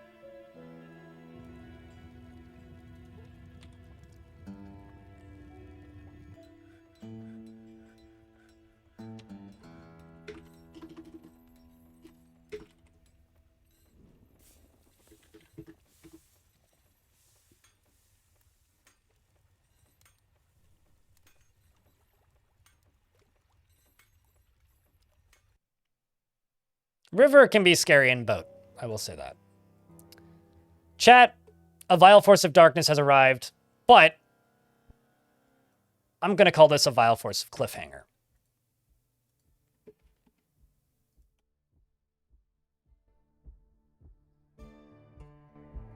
Because I've been streaming for 8 hours. I think it's time for me to call it, chat. I've got a project that I'm working on, a video. That I started working on 2 days ago. I started scripting it, and I did most of the voice recording last night. It's not Dwarf Fort related, but, you know, still a video. So, hey Chad, who's around? Can we go raid somebody? YouTube folks, I'm gonna shut you down first, but if you want to come raid somebody, pop over here onto Twitch, and then we'll take you out for a raid. Otherwise, and you might discover somebody new playing a video game who's cool. Otherwise, I will see you guys tomorrow at same Dwarf time, same Dwarf channel. 9:45 a.m. Pacific on YouTube, 9 a.m. Pacific here on Twitch, if you want to listen to me, listen to records, and wake up with a cup of coffee. Elfie pretending like Elfie hasn't heard the first 5 minutes of it. I'm going to go install a virtual machine so I can make a game work. That's what I'm going to do with my evening. Chat, I hope you guys have a lovely evening. Please give me a rating out of 10 for the stream. I'd love to know what you thought. And YouTube folks, I need to see at least 4 people typing in chat, maybe 5 even, to go raid somebody. So, Twitch folks, if you're here, type in the chat. YouTube, I'm shutting you down now. Take care of yourselves.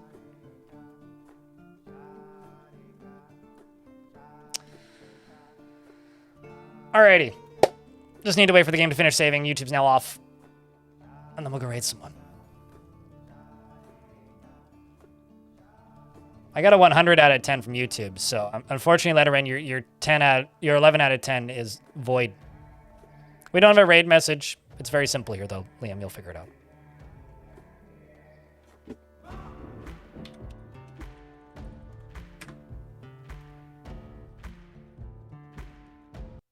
All right. It's time to go grab the raid music. You guys get to see my cables this time. Isn't that exciting?